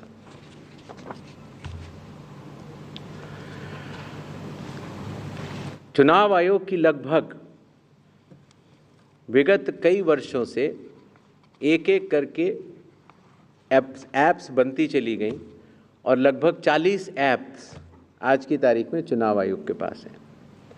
तो इन सबको एक जगह समन्वित करते हुए, क्योंकि हर मतदाता या हर स्टेक होल्डर हर 40 ऐप को डाउनलोड नहीं कर सकता, तो ECI नेट जैसी मदर ऑफ ऑल ऐप्स का एक लक्ष्य रखा गया और ECI नेट में अब धीरे धीरे करके सारी ऐप्स आ चुकी हैं और इसका प्रोग्रेसिव इम्प्लीमेंटेशन भी वन स्टॉप डिजिटल प्लेटफॉर्म के रूप में बिहार से शुरू होगा। पोलिंग स्टेशन में मैं आपको बता चुका हूं, जिससे कि क्यूज़ लंबी न हो और मतदान के समय में मतदाताओं को सहूलियत भी रहे और ख़ास तौर से मतदान के आखिरी घंटों में ज़्यादा भीड़ न हो, इसके लिए संख्या 1200 निर्धारित की गई। कैंडिडेट्स के बूथ पहले मतदान केंद्र से काफ़ी दूर तक लगाए जाने के निर्देश थे, जिससे कि कैंडिडेट्स को भी और मतदाताओं को भी काफ़ी असहूलियत होती थी। और इसीलिए जो पॉलिटिकल पार्टीज़ के संग ज़मीनी स्तर पर EROs की मीटिंग हुई, DMs की मीटिंग हुई, CEOs की मीटिंग हुई, उनसे मिले सुझावों के अनुरूप लोक प्रतिनिधित्व कानून के अनुरूप 100 मीटर की दूरी तक हर कैंडिडेट अगर चाहे तो अपने बूथ्स लगा सकता है। चुनावी प्रक्रिया पारदर्शी हो, उसकी पूर्ण निगरानी हो, ERO भी उसको देख पाएँ और कोई भी अगर गलती पाए जाए तो उसके खिलाफ एक्शन भी लिया जा सके। इसके लिए पहले लगभग 50% प्लस पोलिंग स्टेशंस में वेबकास्टिंग होती थी और अब इसको 100% पोलिंग स्टेशंस में लागू कर दिया गया है, जिससे कि निगरानी तंत्र के लिए सुगमता होगी।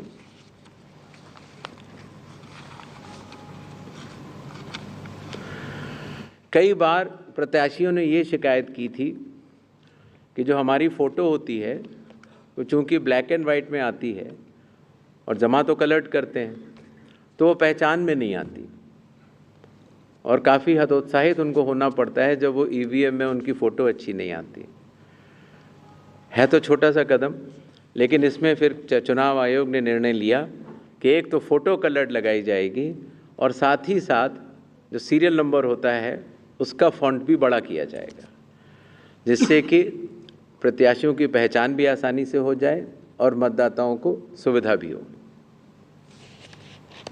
काउंटिंग,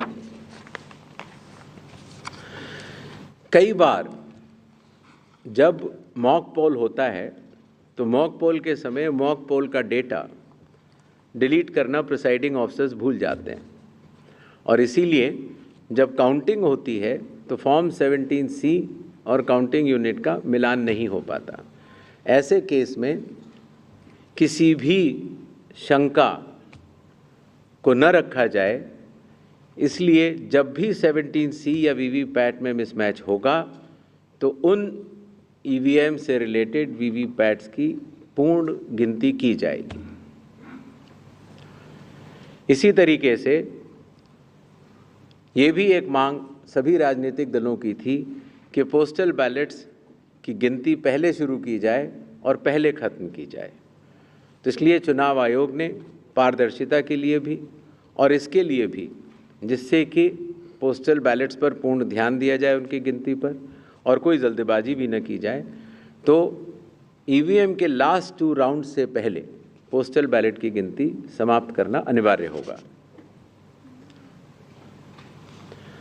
जैसा आप सब लोग को पता है, जब चुनाव खत्म हो जाता है तो फिर आंकड़ों की आवश्यकता कई लोगों को पड़ती है, मीडिया को भी होती है, NGOs को भी होती है, सिविक सोसाइटीज़ को होती है और आम जनता को भी होती है।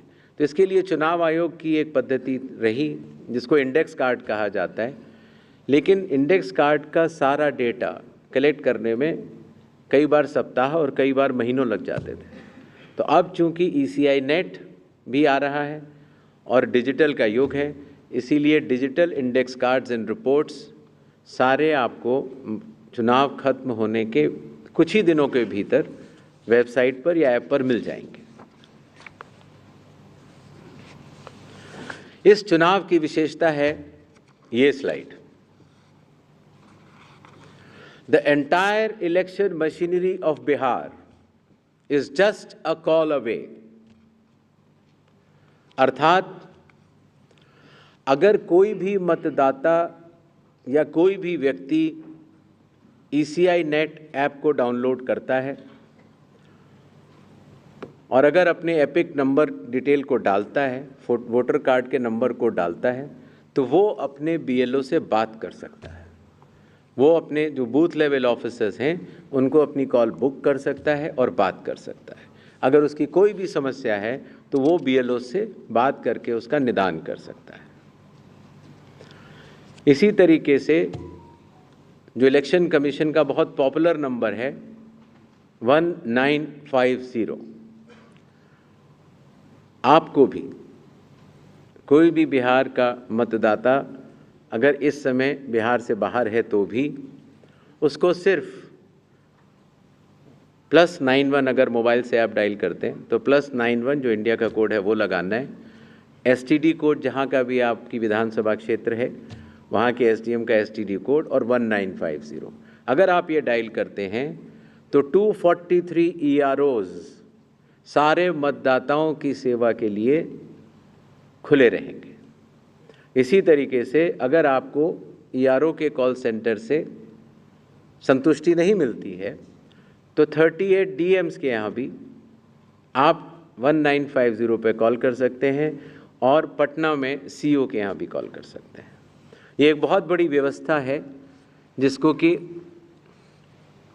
लॉजिस्टिकली पूरा सही से बना दिया गया है और आशा है इस सुविधा के बाद शायद दुनिया का शायद ही ऐसा कोई चुनाव होगा जिसमें कि 90,712 BLOs, 243 EROs, 38 DEOs और CO स्वयं मतदाताओं के लिए किसी भी दिक्कत अगर उनको आ रही है या ग्रीवेंस है उसके लिए सचेत रहेंगे। नेक्स्ट, ये भी बिहार में पहली बार हो रहा है। पहले जो ऑब्जर्वर्स हम लगाते थे कुछ असेंबलीज को मिलाकर लगा देते थे, लेकिन अब 243 असेंबलीज में 243 जनरल ऑब्जर्वर्स होंगे जो कि विभिन्न राज्यों से वरिष्ठ IAS अधिकारी नामित किए गए हैं जो कि बिहार के रहने वाले नहीं हैं। इसी तरीके से जो लॉ एंड ऑर्डर के लिए जो पुलिस ऑब्जर्वर्स हैं वो हर ज़िले में एक होंगे और एक्सपेंडिचर ऑब्जर्वर्स को हम लोगों ने चुनाव आयोग ने कुछ असेंबलीज को मिला के नामित किया है। इन ऑब्जर्वर्स के फ़ोन नंबर भी और असेंबली किस असेंबली से हैं वो आपको ECI नेट पर भी मिल जाएंगे और वेबसाइट पर भी मिल जाएंगे, जिससे कि अगर कोई भी ऐसी बात है या शिकायत है तो आप इन ऑब्जर्वर्स को बतला सकते हैं। Observers of the election commission work as eyes and ears of the election commission. तो ये सुविधा भी इस चुनाव में हर असेंबली में मौजूद रहेगी। इस बार चुनाव आयोग टेक्नोलॉजी को भी बहुत बड़े तरीके से लीवरेज करना चाहता है। जैसे मैंने आपको पहले बताया कि ये अलग अलग ऐप्स होती थी, सी विजिल, जिसमें कि आप कोई भी MCC वायलेशन की शिकायत डाल सकते हैं। 100 मिनट्स के अंदर रिस्पांस टाइम है। अगर 100 मिनट्स के अंदर नहीं होती है तो जिला कलेक्टर उसको स्वयं देखते हैं और CO भी स्वयं देखते हैं। Know your candidate, voter helpline app, ये सारी की सारी नेक्स्ट अब ECI नेट पर भी होंगी। पुरानी सुविधा हमने हटाई नहीं है क्योंकि कई लोगों के पास पुरानी चीज़ें डाउनलोडेड हैं, बट अगर ECI नेट अगर आप डाउनलोड कर लेते हैं तो सारी एक जगह ये सुविधाएं आपको मिल जाएंगी। नेक्स्ट, बिहार के मतदाताओं की संख्या आपको जान करके अचरज होगा कि उससे बड़े मतदाताओं की संख्या दुनिया के सिर्फ 10 या 11 देशों में ही है। बिहार के चुनाव आयोग मानता है कि मदर ऑफ ऑल इलेक्शंस है और इसीलिए हर लेवल पर, हर स्तर पर चुनावी कर्मियों की तैनाती है। पोलिंग पर्सनल लगभग 4.5 लाख, सेक्टर ऑफिसर्स लगभग 9,600, माइक्रो ऑब्जर्वर्स लगभग 17,800, micro observers for counting 4,800, counting official लगभग 28,000, पुलिस ऑफिशियल 2.5 लाख, और जहां पर भी आइडेंटिटी ऑफ वोटर्स का इशू आता है, सहायता देने के लिए आंगनवाड़ी सेविकास भी उपलब्ध रहेंगी, और कुल मिलाकर 8.5 लाख चुनावी कर्मी बिहार विधानसभा के आम चुनाव 2025 में रहेंगे। अब मेरे ख्याल से तारीखों का ऐलान कर देना चाहिए। नेक्स्ट, बिहार के चुनाव 2 फेजेस में होंगे। पहले फेज के डेट गैजेट नोटिफिकेशन 10 तारीख को आएगा, दूसरे का 13 को। Last date of making nominations पहले फेज की 17 को होगी, दूसरे की 20 को। स्क्रूटनी 18 और 21। विड्रॉल की आखिरी तारीख 20 अक्टूबर और 23 अक्टूबर, और date of poll 6 November Thursday, और दूसरा 11 नवंबर ट्यूसडे। काउंटिंग 14 नवंबर को होगी और पूरी चुनावी प्रक्रिया 16 नवंबर तक समाप्त कर ली जाएगी। नेक्स्ट, जो बिहार के 38 जिले हैं उनको 2 भागों में बांटा गया है। जो आप पीला रंग देख रहे हैं वो फेज़ 1 है, और जो आप गुलाबी रंग देख रहे हैं वो फेज़ 2 है। इसकी सॉफ्ट कॉपी आप सब लोग को दे दी जाएगी। नेक्स्ट, बिहार के आम चुनावों के साथ साथ 8 बाई इलेक्शंस भी होंगे। जम्मू कश्मीर के 2, बडगांव और नगरोटा, राजस्थान के अंता, झारखंड की घाटशिला, तेलंगाना जुबली हिल्स, पंजाब में तरन तारन, मिजोरम में दंपा, उड़ीसा में नौपादा।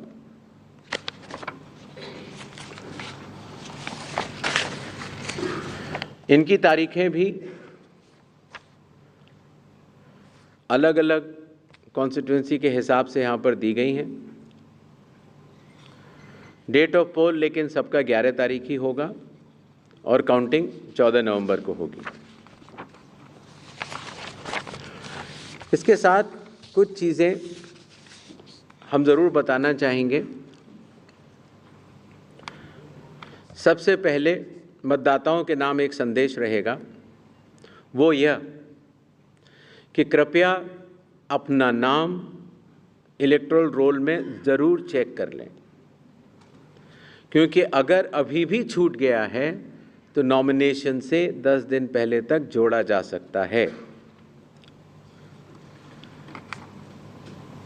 कृपया अपने पोलिंग स्टेशन के बारे में ECI नेट से जानकारी हासिल करें या अपने बूथ लेवल ऑफिसर से समझ लें। वोटिंग जब आप करते हैं, अगर बाई चांस किसी कारणवश अगर आप अपना वोटर कार्ड लाना भूल गए हैं तो 12 ऑल्टरनेटिव डॉक्यूमेंट्स होते हैं जिससे कि आप अपनी आइडेंटिटी बता सकते हैं और उसके बाद वोट डाल सकते हैं। मतदाताओं को ये विश्वास रहे कि हर पोलिंग बूथ पर AMF that is assured minimum facilities उपलब्ध होंगी। वोटर इन्फॉर्मेशन स्लिप्स हर मतदाता को पहुंचाई जाएंगी। अगर आप मोबाइल लेकर आते हैं तो डिपॉजिट फैसिलिटी रहेगी, बिल्कुल निश्चिंत रहें। सर्विस वोटर्स हैं तो आपको पोस्टल बैलेट की सुविधा रहेगी। अगर आप दिव्यांग हैं या 85+ ईयर्स के हैं तो आपके लिए होम वोटिंग की सुविधा दी जाएगी, बशर्ते कि आपको फॉर्म 12D भरना होगा। मतदान करने से पहले अपने प्रत्याशी के बारे में ज़रूर जान लें।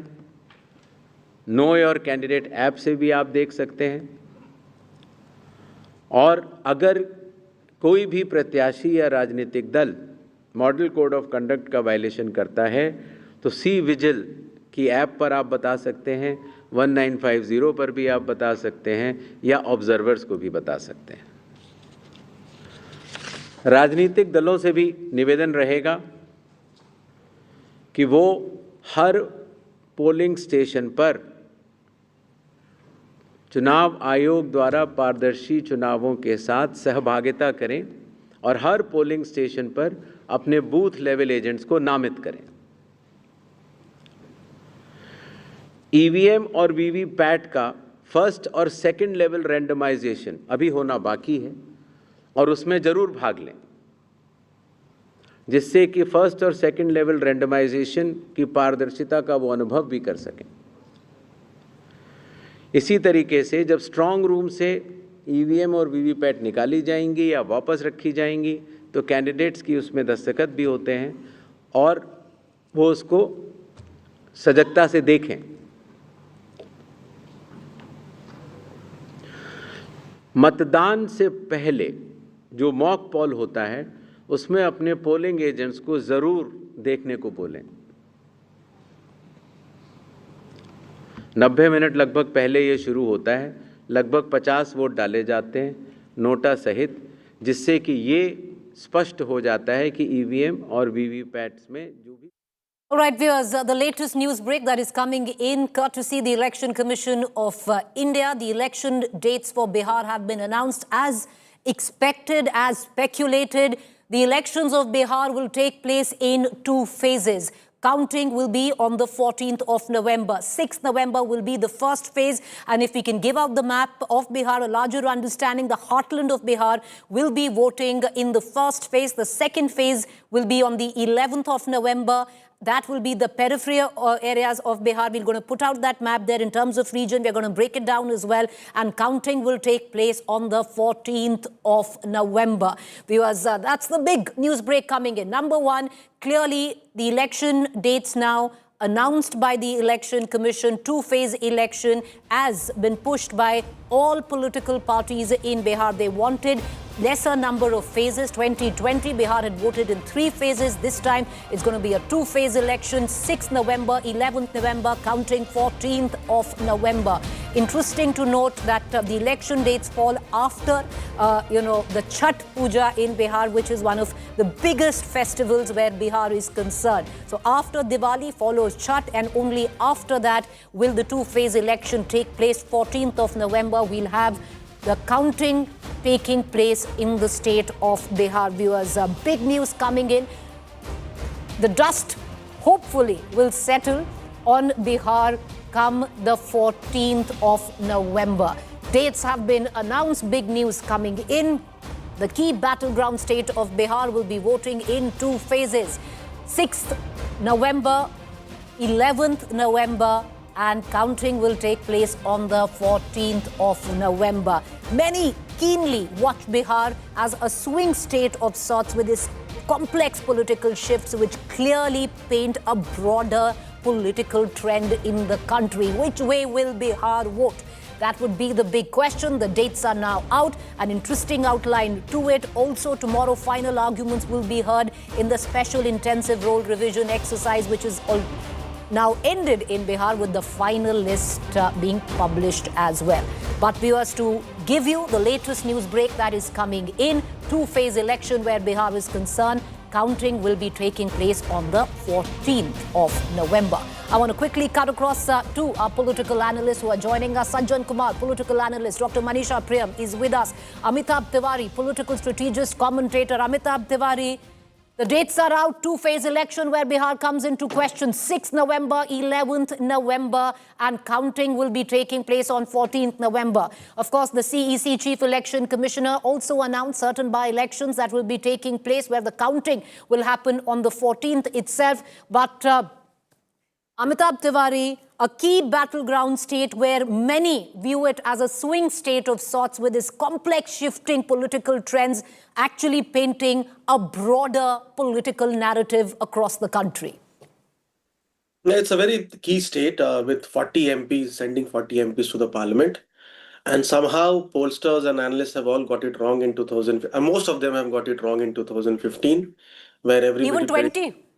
Yeah. All exit polls, Amitabh, actually said that it's going to be an MGB Sarkar. So 2015 people said, or rather pollsters said that NDA would win, and 2020 Mahagathbandhan, but the results were exactly the opposite.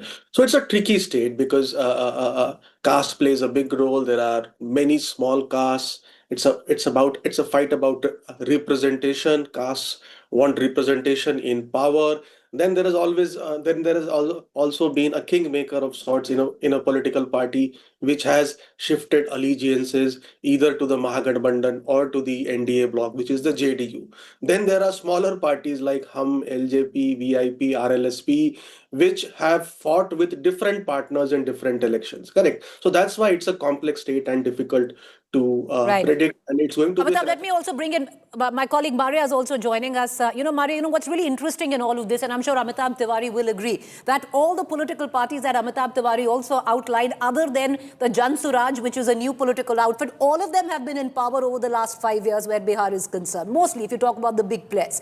But we are also joined by Rohit Singh, our colleague. Maria, would you want to go to him? Yes, but before I bring in Rohit, a word from Sajjan on the distribution of the first and the second phase. Sajjan, I'm looking at the map, the manner in which it has been distributed. The first phase, the entire central Bihar and the eastern part of Bihar, the Magad belt, is going to polls. In the last phase are the border districts of Nepal, which is Madhubani, Supaul, Araria, Purnia, all those districts are going to polls. So if we were to make this comparison from 2020 to now, it's interesting because I'm seeing, okay, Nityanand Rai, MOS Home, and a member of parliament from Bihar is speaking. Let's cut across to it. जाता था वह अब बिहार में नहीं हो पाएगा। वैसे भी जब से 2005 से एनडीए की सरकार बनी है, उस समय से चुनाव आयोग को सहयोग कर इस व्यवस्था में सफलता प्राप्त करने का अच्छा प्रयास किया है।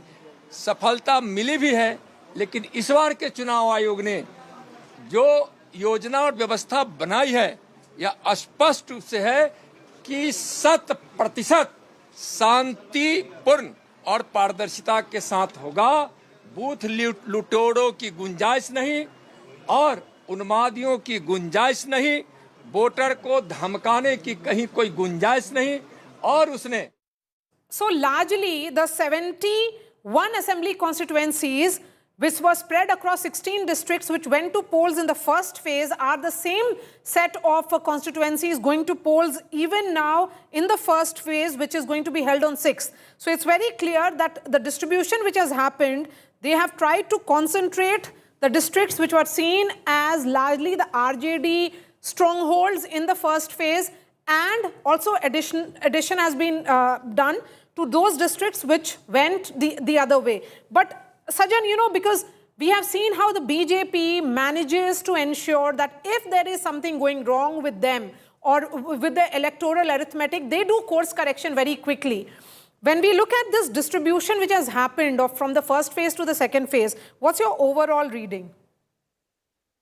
Two things, Maria. First, when you see this time, they have added a couple of districts from northern side of Ganges, that is North Bihar, besides the Magad and Shahabad region.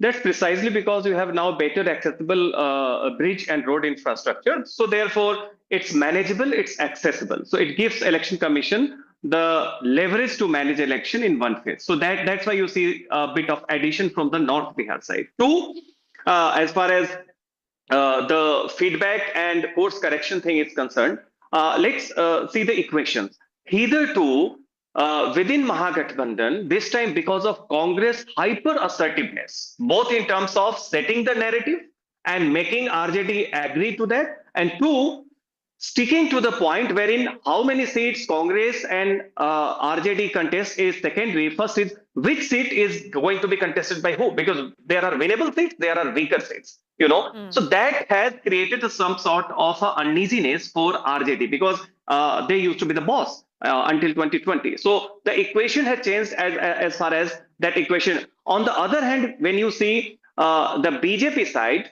to give a symbolic importance to Nitish Kumar, whatever the news is. Sajjan, will you stay on with us? Let's try and get in as much political opinion. Just back with you shortly. We have lots of RJD. Okay, we have an RJD leader with us on the telephone line.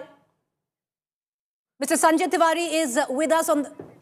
Mrityunjay Tiwari is with us on the telephone line. Mr. Tiwari, the dates have been announced in terms of the first phase and the second phase, which the seats which are going to vote in the first phase and then the seats which are going to vote in the second phase. Is the RJD happy with the distribution of seats? क्या RJD खुश है कि जिस तरह से पहला phase design किया है और दूसरा फेज ऑफ इलेक्शन डिजाइन किया है 6 नवंबर और 11 नवंबर? नहीं, देखिए, बिहार के चुनावी महाभारत का शंखनाद हो गया, तारीखों का ऐलान हो गया। राष्ट्रीय जनता दल, हमारी पार्टी, हमारे नेता श्री तेजस्वी यादव जी, हमारा गठबंधन पूरी तरह से तैयार है जनता के लिए, बिहार की भलाई की लड़ाई के लिए। और 20 वर्षों से जो ये निकम्मी नकारा खटारा सरकार ने बिहार को बर्बाद कर दिया है, उसको बदलने के लिए बिहार की जनता तैयार है। ये सब सही बात है। ये सब उस वक्त होगा क्योंकि जनता देखेगी आपका मैनिफेस्टो और जनता तय करेगी कि आपको बिहार असेंबली में बैठाया जाए या नहीं। लेकिन सवाल ये है कि 121 सीटें हैं जिन पर जो पहले फेज में जा रही हैं 6 तारीख को, और सेकेंड फेज में जो दूसरा फेज हो रहा है 11 तारीख को, उसमें लगभग 122 सीटें हैं। मेरा सवाल ये है कि आरजेडी और महागठबंधन की पार्टीज भी यही चाहती थी कि 2 फेज हो या उससे कम हो, तो क्या आप इलेक्शन कमीशन के इस फैसले से खुश हैं कि ये सही फैसला हुआ, ज्यादा फेज इलेक्शन नहीं हो रहा बिहार में? नहीं, देखिए, हम लोगों की ये मांग थी कि 2 फेज में चुनाव हो। चुनाव 2 फेज में हो रहे हैं। हम चुनाव की पूरी तैयारी कर चुके हैं। हमारा एजेंडा, हमारे नेता तेजस्वी यादव जी का एजेंडा बिल्कुल क्लियर है। पढ़ाई, कमाई, दवाई, सिंचाई, सुनवाई, कार्रवाई वाली सरकार देने के लिए। सीट शेयरिंग की कार्रवाई का क्या हो रहा है मृत्युंजय जी? रोड़ा वहां पे अटका हुआ है, सुना है। सीट शेयरिंग हमारा लगभग 1-2 दिनों में इसकी घोषणा एनडीए से पहले हो जाएगी, कहीं कोई प्रॉब्लम नहीं है।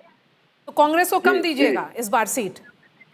जी, कांग्रेस पार्टी हो चाहे लेफ्ट पार्टियां, वीआईपी पार्टी, सारे पार्टियों को उचित सम्मान के साथ समझौता सीटों का हो चुका है। पर मृत्युंजय जी, चलिए, चुनाव का तो घोषणा हो गई कि चुनाव कब होंगे, कब घोषणा होगी कि आपके जो नेता हैं तेजस्वी, वो महागठबंधन के फेस हैं, चीफ मिनिस्टीरियल फेस है, वो घोषणा तो नहीं हुई अभी तक? देखिए, ऐसा है कि हमारे गठबंधन में सब ऑल इज वेल है। चुनाव महागठबंधन महा मजबूती से लड़ रहा है और महा विजय करेगा। इस बार बिहार के चुनाव पर देश दुनिया की नजर है, आप लोगों के भी नजर है। तेजस्वी यादव जी के काम को जनता ने देखा है, भरोसा विश्वास जीता है। हमारे गठबंधन में हाथ और गले नहीं, दिल मिले हुए हैं नेताओं के बीच में। एनडीए में सिर्फ उटव्वल है। एनडीए में आप देख रहे हैं सीटों को लेकर के किस तरह से मारामारी है। एनडीए की जो चुनाव तो नीतीश जी के नेतृत्व में लड़ा जा रहा है। नीतीश जी के नेतृत्व में आपका चुनाव किसके नेतृत्व में लड़ा जा रहा है ऑफिशियली? हमारा चुनाव में मुख्यमंत्री का चेहरा श्री तेजस्वी यादव जी हैं। इसमें कहाँ कोई कंफ्यूजन है, कहाँ कोई शक शंका है? सर, हम नहीं कह रहे कंफ्यूजन है, हम कह रहे हैं ये कांग्रेस को क्यों नहीं पता है? सबको पता है, हमारे सहयोगी हो या विरोधी, सब ये जानते हैं कि बिहार की जनता तेजस्वी जी को अपना मुख्यमंत्री मान चुकी है। तेजस्वी जी के लिए आशीर्वाद देने के लिए तैयार है। मृत्युंजय जी, देखते हैं कि 14 तारीख को बिहार की जनता किसको चुनेगी। शुक्रिया हमारे साथ जुड़ने के लिए। Amitabh, of course, you know, all eyes are on Bihar and it's a state which has been the crucible of political change. You know, the churn which happens nationally often begins in Bihar. Election after election and political churn from the days of JP movement. We have seen 1970s onwards. You know, this election, okay, let's bring in Rohit first. Rohit, what are you picking up? By when can we expect both sides, Mahagathbandhan and also the NDA, to seal their seat sharing formula?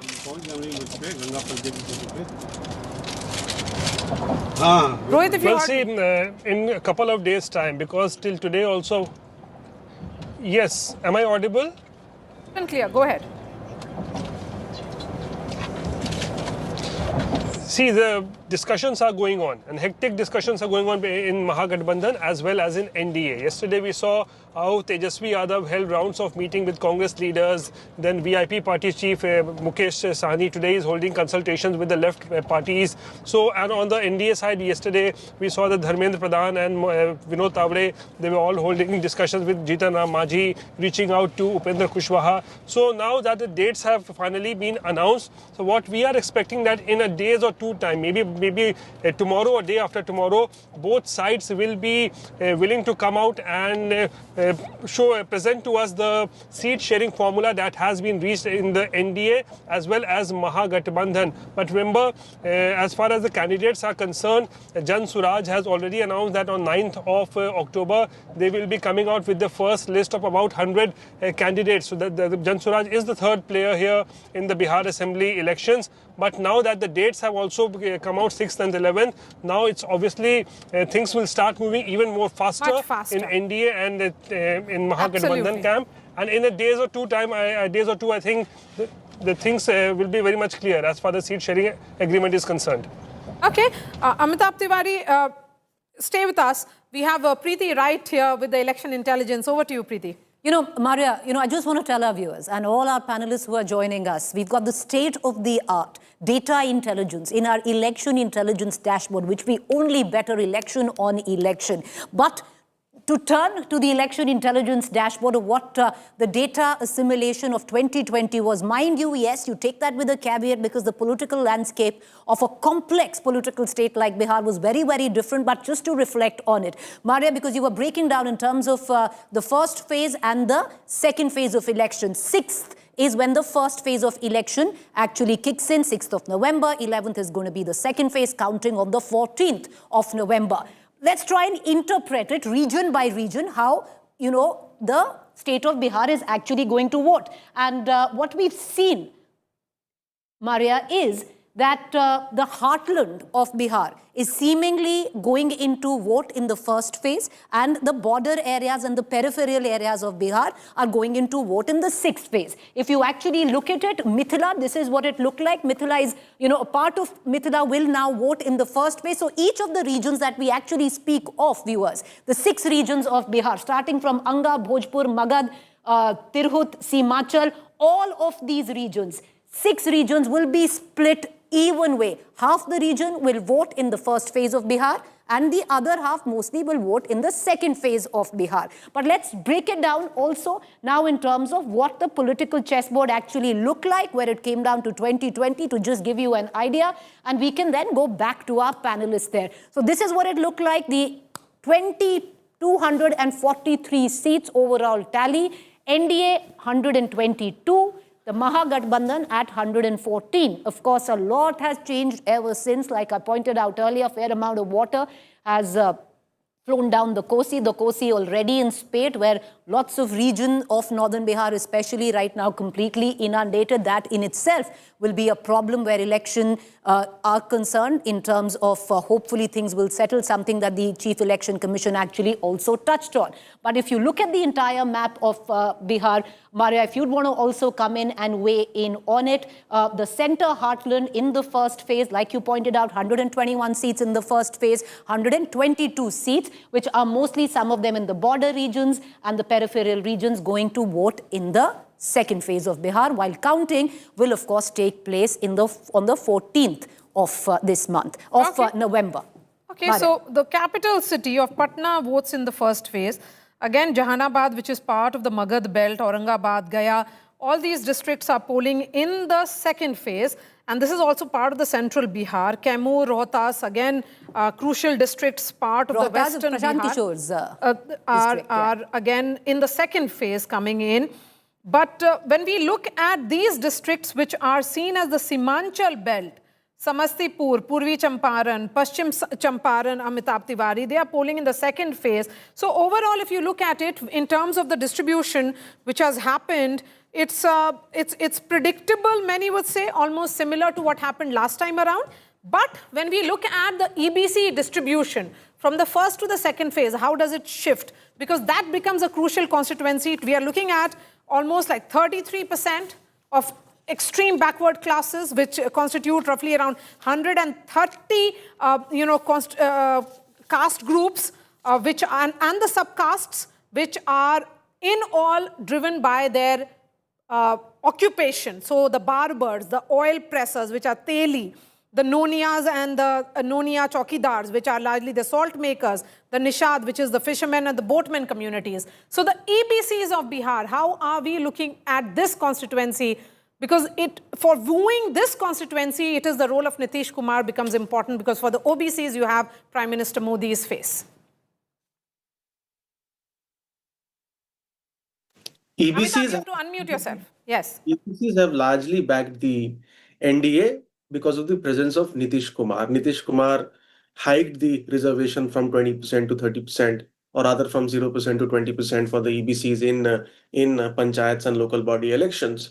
However, the population is very scattered. Scattered in the sense it does not have a bargaining power. The Mahagathbandhan is trying to woo the EBC community, but there are 113 EBC communities, out of which only 5 are 2% plus. Yeah. MGB gave only 9% ticket to OBCs in 2020, whereas the NDA gave only 17%, correct? Despite the population, even if we consider the Hindu population is 26%. Because the communities are small, it is very, very difficult to give a ticket to a person with 1% population and then expect that they would turn around, because economically also, resourceful also, they are weaker compared to other blocks. So this is a key vote block, and the fight is for the EBC vote. As you mentioned, EBCs are also small-time businessmen, very small-time businessmen in a sense, yes, or self-employed people, the Vishwakarma Samaj. And law and order for them becomes a crucial issue. That is number one. However, in the educated EBCs, the constitution khatre mein hai and the vote chori thing is also resonating quite a bit. Okay, since you make an important point here, because for RJD plus the entire Mahagathbandhan, if I were to say, they have to cross that winning margin, that halfway mark. It has to be around 40%, because in the last election, it was 37% distributed among the both groups, the NDA and the MGB. When you have to have that additional 5 to 6%, do you think it has to come from the Congress? And is the traction of the SIR and Constitution khatre mein hai strong enough for the EBCs to become a constituency, consolidate them to move in one direction? No, essentially, if you see, EBCs also have a trust deficit with the Yadav community. Yadav The community, EBCs right. and the EBCs joined together to dislodge the upper caste government of the Congress in the 1990s.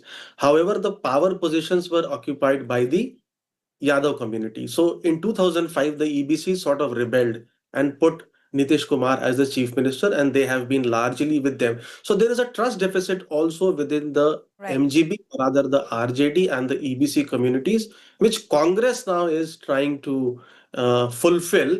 How far or how successful it will be, we'll have to wait and see, because the announcements, etc., have come, I would say, quite late. But Amitabh Tiwari, one can bring in Sajjan, and we're going to cut across to our band of reporters who are getting us the latest, because viewers, nothing really, puts a spring in a politician's or a party step once the dates are announced. Before that, there is, aa rahe hain, chunav aa rahe hain, but the minute the dates are announced, then the floodgates open to massive electioneering, politicking and campaigning. All right, more news coming in right now. The CEC sets the ball rolling for a pan-India SIR. This was what was expected. The Chief Election Commissioner has also said the process of a pan-India SIR has already started. Statewide dates will be released very soon. Full Election Commission meet on SIR next. Nationwide revision of poll rolls coming. This was exactly what was expected. What this all the more interesting, Maria, is the fact that the final arguments of the special intensive roll revision in the Supreme Court will only be heard tomorrow. But the Election Commission today has already set the ball rolling. They've made that formal announcement. We're going to quickly pull out what Mr. Gyanesh Kumar said. The CEC, listen in, and we are back with the latest. SIR pan India की बात, तो अगर आप 24 जून के चुनाव आयोग द्वारा निर्गत आदेशों को देखेंगे तो पैन इंडिया अर्थात हर स्टेट और यूटी में एसआईआर करने का निर्णय चुनाव आयोग ले चुका है। उस पर कार्य भी जारी है, लेकिन उनकी तिथियां राज्यवार या यूटीवार चुनाव आयोग की संयुक्त बैठक में हम लोग निर्णय करेंगे और फिर आपको बताएंगे। So a formal announcement there only coming in from Gyanesh Kumar. We all knew, Preeti, that an SIR exercise will be carried out across the country.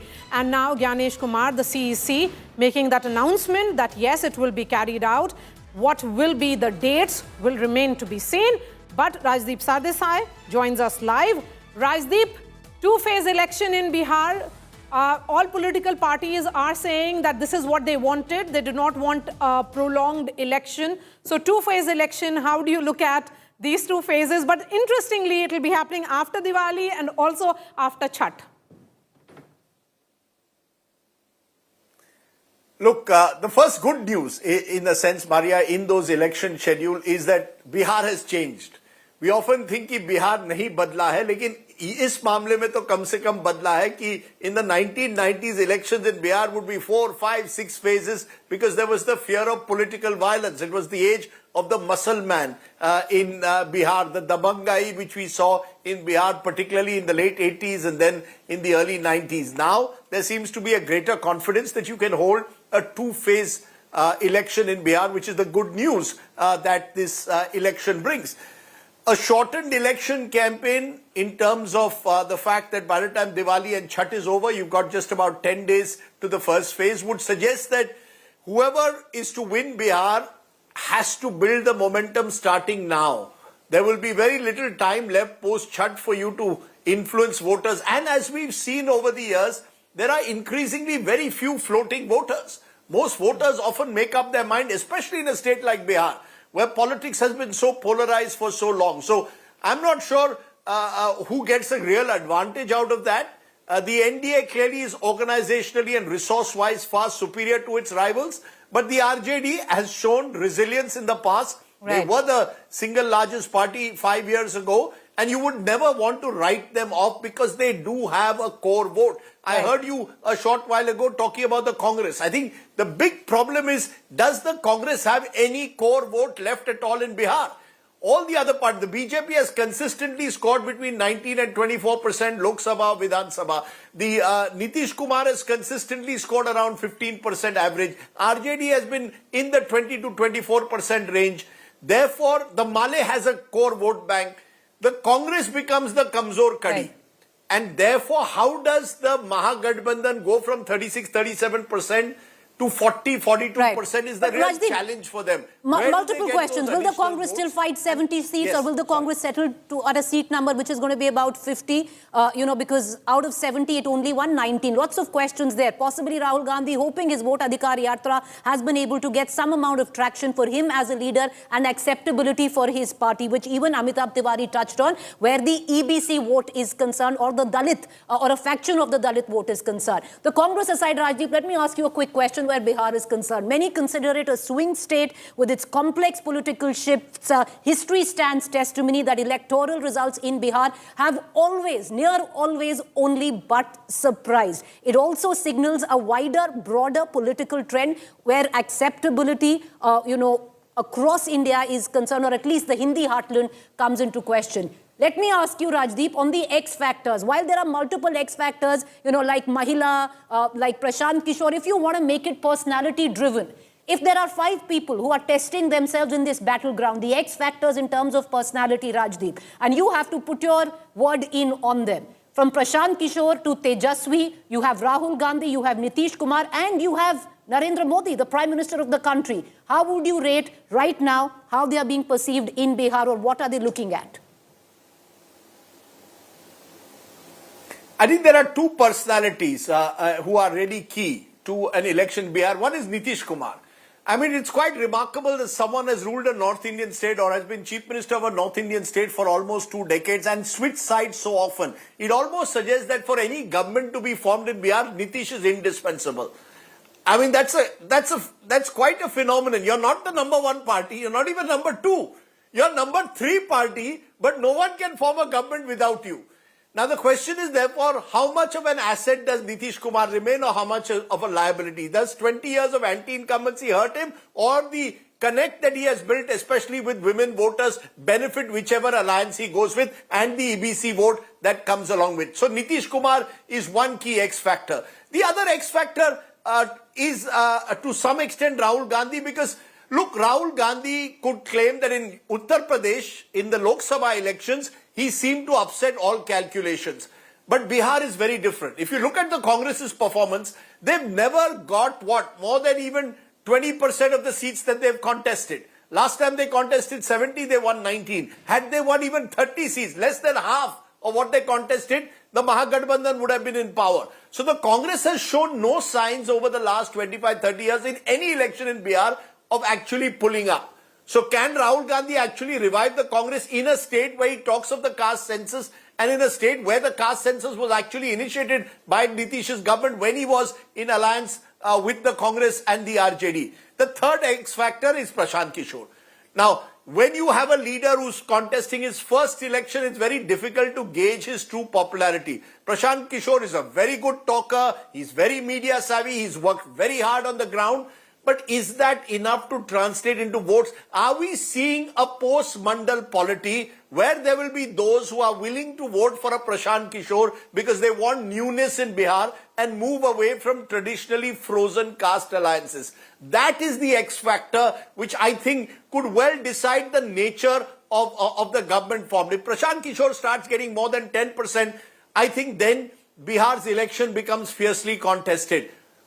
And where does he take his votes from is also going to be key, depending on the kind of candidates he puts up. So that makes Bihar interesting. There's always one X factor in a Bihar election that we tend to underestimate.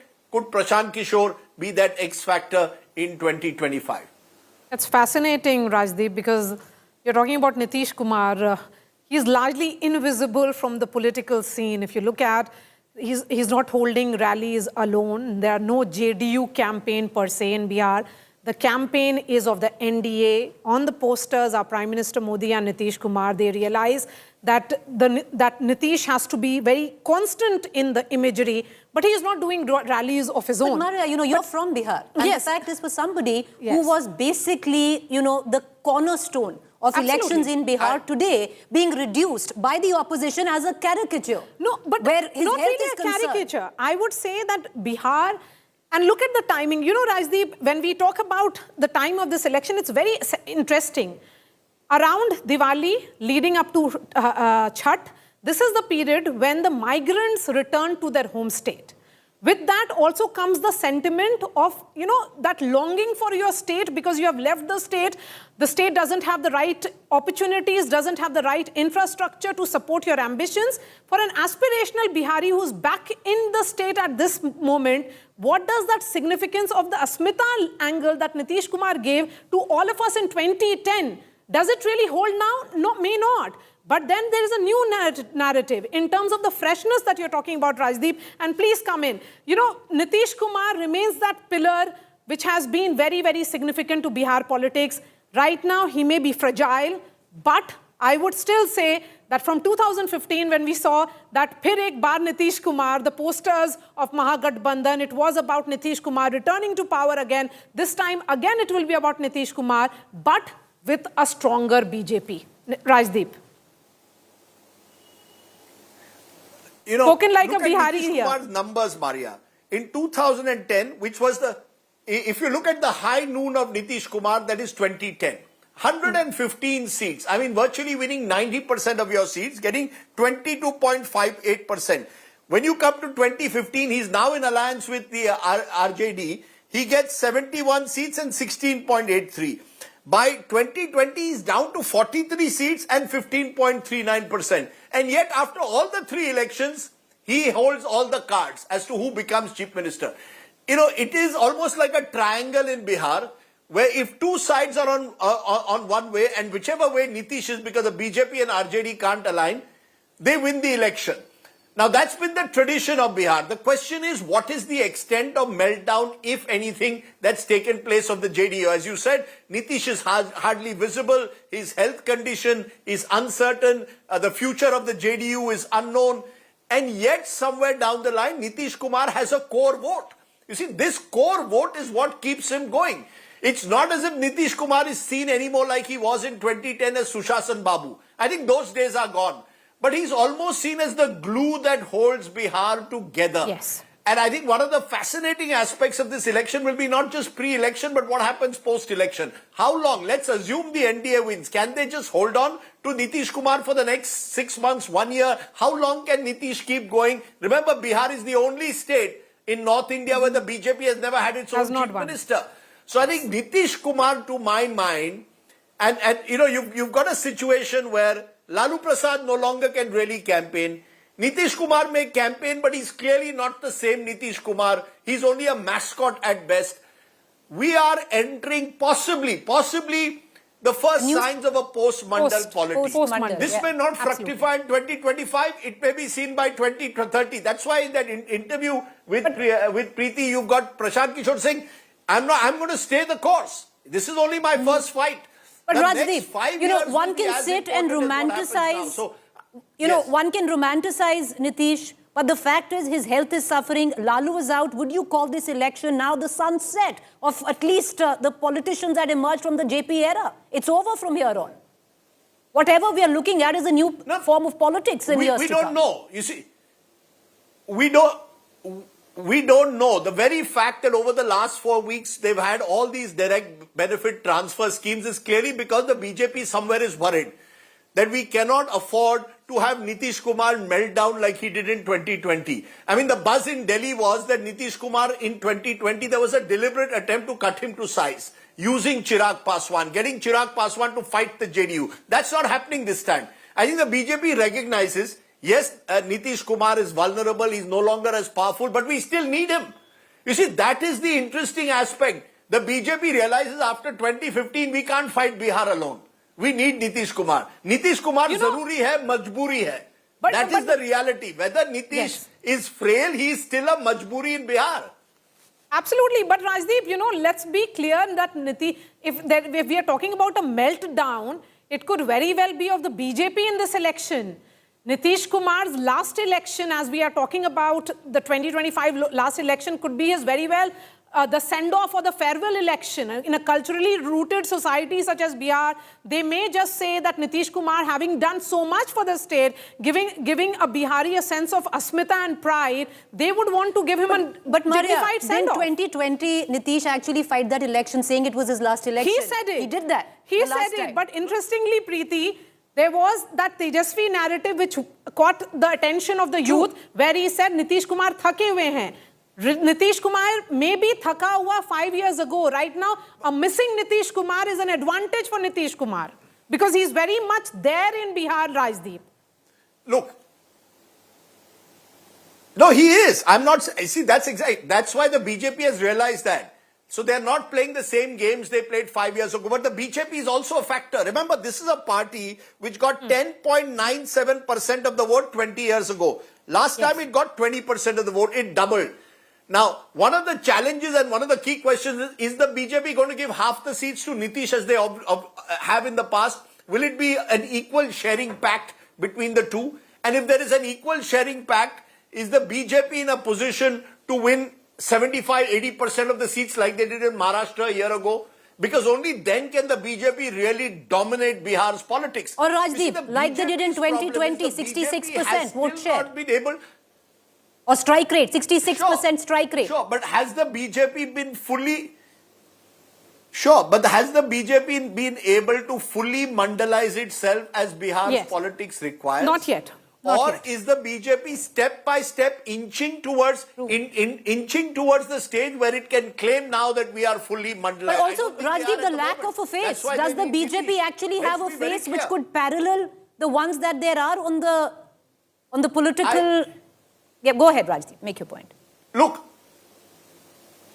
My sense is the face is not what the BJP is riding on. Who did the BJP have between 2005 and 2020? Sushil Modi was their tallest leader. But BJP was not winning votes on Sushil Modi's name. Narendra Modi, OBC factor, became very popular in Bihar himself. Today, Mr. Modi's popularity is probably higher than that of the BJP. The question is, but it is not what it was. But Rajdeep, Yadav has an advantage. In 2015, despite of Modi's popularity, they lost Bihar. BJP lost Bihar in 2015. They came after 2014 when they were on a high and lost Bihar in 2015. There's a different reason there. Sure. Yes, go ahead, Rajdeep.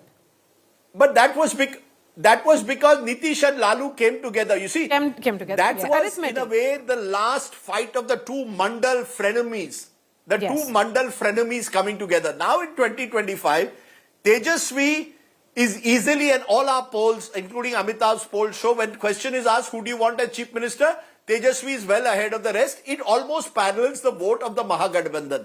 The challenge for a Tejasvi Yadav, and it's been a challenge for a while, even for Lalu Prasad, how do I make my 30-32% core vote, or let's say it's at 25% of your own plus your allies 8-9%. How do I take it to 40? Rajdeep, I'm going to allow me to 34-35% interject. To 40? Allow me to interject. Coming right back. Hold that thought. We're going to cut across to Rahul Gautam, who's speaking to Pawan Khera. Let's quickly dip in. अब माहौल बना दिया साहब, घुसपैठिए। राहुल गांधी जी की जो voter अधिकार यात्रा थी, वो बोले घुसपैठिया यात्रा है। कहाँ है घुसपैठी, दिखाइए ना आप। तो ये जिस तरह का माहौल चुनाव आयोग ने बीजेपी के साथ मिलकर बनाने की कोशिश की, ये दिखाता है कि हमारी संस्थाओं की क्या हालत बीजेपी ने कर दी है। एसआईआर को लेके तो आप बिल्कुल भी खुश नहीं है जिस प्रकार से पूरी प्रक्रिया हुई। तो अब जब चुनाव में आप जा रहे हैं तो आपको लगता है कि चुनाव निष्पक्ष होगा? हम पूरा सुनिश्चित करेंगे कि निष्पक्ष होगा। बिहार की जनता सुनिश्चित करेगी, क्योंकि सब जागरूक हैं, उन्हें मालूम है कि क्या कोशिश की जा रही है, क्या षड्यंत्र रचे जा रहे हैं। आपको क्या लगता है कि पिछले 5 सालों में क्या बदला? क्योंकि 20 साल से एक छोटा सा पीरियड अगर मैं निकाल दूं तो महागठबंधन बाहर रहा, आरजेडी कांग्रेस। क्या लगता है आपको 5 साल में क्या बदला है? आपके फेवर में क्या मुद्दे होंगे उस चुनाव के जो आपको लगता है? मुद्दे बहुत स्पष्ट हैं। जो जिस तरह से कानून व्यवस्था चौपट हो चुकी है बिहार की, जो गुंडा राज दिखता है वहाँ, आप देखिए जिनका अपना उप मुख्यमंत्री इतने गंभीर सवालों के घेरे में आ चुका हो, बीजेपी का नेता है। So both sides now firming up their strategy as the ball has been set into motion for the big Bihar polls, which will be held in 2 phases. In fact, Union Home Minister Amit Shah has said that NDA government has pulled Bihar out of Jungle Raj and has now given a new direction of development and good governance. He has said that he is fully confident that people of Bihar will once again choose the politics of development this time around. Meanwhile, RJD's Tejasvi Yadav has spoken for vote for change. Is Bihar going to vote for continuity or change is the big question. Tejasvi Yadav, who is the leader of opposition, has said for 20 years Bihar endured pain and suffering, and after 20 years it has got an opportunity to not slip back to the same pain and suffering. Let's listen in to what Amit Shah said. Okay, so these are the big statements which have come in from the 2 pillars, the NDA and the MGB, which are fighting this election. We have been talking about Bihar elections as largely a bipolar contest as it has been, but there is an emergence of another factor. Can Prashant Kishor make this a triangular contest is the big question. Sanjay Kumar is joining us. He is of the JDU. We also have BJP spokesperson RP Singh joining us and Pawan Verma representing the Jan Suraj. Sanjay Kumar, coming to you. You know, the question really is the JDU fighting this election along with, because it is, of course, an NDA which is fighting this election. So are we going to be seeing a separate campaign of the JDU, or will there be a joint NDA campaign? Yeah, so Maria, can you hear me, Maria? Yes, please go ahead, Dr. Sanjay Kumar. Okay. So, yeah, so, you know, we have had a lot of joint Karyakarta Sammelans, NDA Karyakarta Sammelans in all the MLA constituency, you know, Vidhan Sabha constituency. And yeah, so it will be a joint campaign because NDA is like fighting the election together.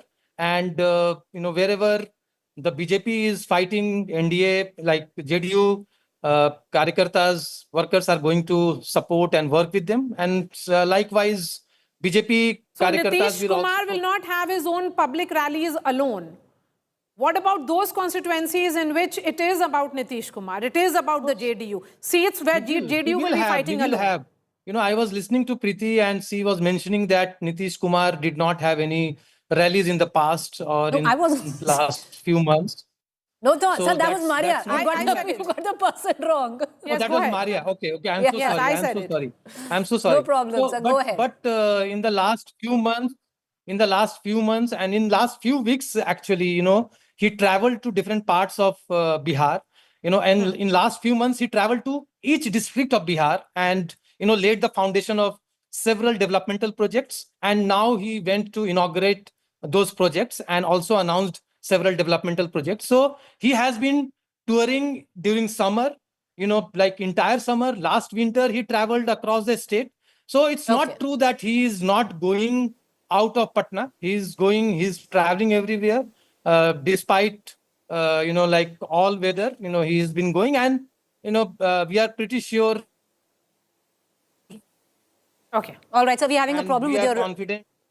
Okay, there's a problem with your video connect and sometimes it happens at the opportune time. But we're going to leave it, just stay with us, sir. I'm going to cut across to Rajdeep, but before that, all eyes viewers, ultimately the election in terms of, you know, where you look at a journalist, it is the reporters, the editors on ground who've been covering a state very closely. So the spotlight is going to be over the course of the next month and a half on my colleague Rohit Singh, who's reporting from Patna, knows a thing or two, or possibly as much as Maria, because Maria is from Bihar, and more than us for sure.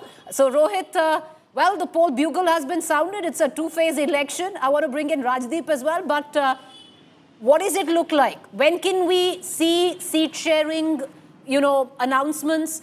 As per you, you've been tracking Bihar very closely. What do you make of the two-phase election, especially the distribution of seats of 121, the heartland of Bihar voting, and then 122, which is the border areas and other peripheral regions of Bihar voting? And ultimately, Rohit, which alliance is in more trouble where seat sharing is concerned, according to you?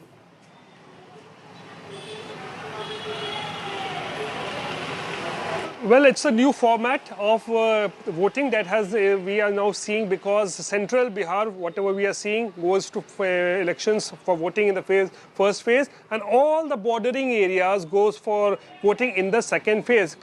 Also, Simanchal, which is the bordering area. So this is something new that we are witnessing in the last so many years that we have covered elections.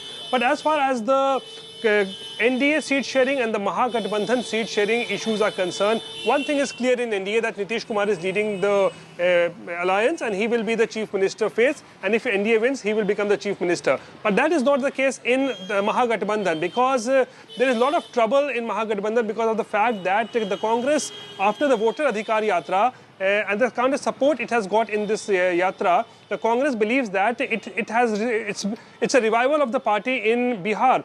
The party which has almost been dead for the last 3 decades, it is somewhat in a revival mode, and Rahul Gandhi has felt it. So that is why we are seeing that arm twisting is being done. This time, the Congress does not want things to be very easy for Tejasvi Yadav, and that is why they want that more and more seats should be given to it. Last time they contested on 70, they won only on 19. RJD doesn't want to give so many seats to the Congress party. So that is where the problem has emerged. And Alavaru, who is the in charge of the Congress here, is bargaining very hard behind the scene with Tejasvi Yadav. And that is why the Congress has not even once come out and made any statement that Tejasvi Yadav can be, maybe, might be the chief minister candidate. They have never, because what they want is that first, they should get adequate number of seats, respectable number of seats that Congress wants, and then only they will decide. But Rohit, that respectable number is what? 70 out of 19 the last time around. They scored 19 out of the 70 that they fought. What is the respectable amount? Because before the vote Adhikar Yatra, the murmurs were that the Congress this time will be happy between the 50 to 55 mark. Now, is there a renegotiation on that? Is the Congress again wanting a proportion of 70 seats? Is that what they're looking at? See, when the voter Adhikar Yatra was going on, Preeti, obviously the Congress wanted that they should be getting more seats, maybe about 90 to 100 seats that they had wanted. But I think that the RJD is not in a mood to give that many seats to the Congress party, and what we are learning from sources is that this time the Congress might be given only 55 to 60 seats, and what is most important is the fact that the Congress wants that they should be given those seats where the Congress is strong there. They should not be given those seats where the Congress is very weak and they are given that seat to fight by the RJD. So that is also the question is that, you know, the Congress is trying to build a narrative around what? What do they have to offer in this alliance is the big question also. You know, they have been a weakling in the MGB. They continue to be the weakling. They are not adding to the vote share of Tejasvi Yadav and the RJD is the question. Let me bring in RP Singh of the BJP who joins us. RP Singh, two-phase election. Of course, it is the Prime Minister Modi who is the biggest mascot of the BJP. He is leading the entire election campaign along with Nitish Kumar. Nitish Kumar may be the mukhota, but the real power is coming in from the Prime Minister. And interestingly, as I was trying to point this out, Preeti, all the DBTs which have been announced in the name of Mukhyamantri Rozgar Yojana or Mukhyamantri Yojana, which keeping in mind that it is coming from the Chief Minister, not from the centre. Go ahead, RP Singh. Well, you just now raised a very objectionable word, the Nitish is a Mukhota. Fact is, this 1 + 1 is 11, not 2. And mark my word, when the results come, I'll sit with you on the 14th of November. The results will be all in favor of Nitish Babu, and with the support of the BJP, we are going to form the government, the NDA is going to form the government there 100%. But let's understand what's happening on ground. Do you think all those women who have been given 10,000 rupees, almost 1 crore women would have got 10,000 rupees to be Udyami, to be self-reliant? Whom are they going to vote for? And out of them, lot will get 2 lakh rupees also. Those women who have been empowered by giving them 50% reservation in Panchayat, whom are they going to vote for, or who are they going to influence to vote for?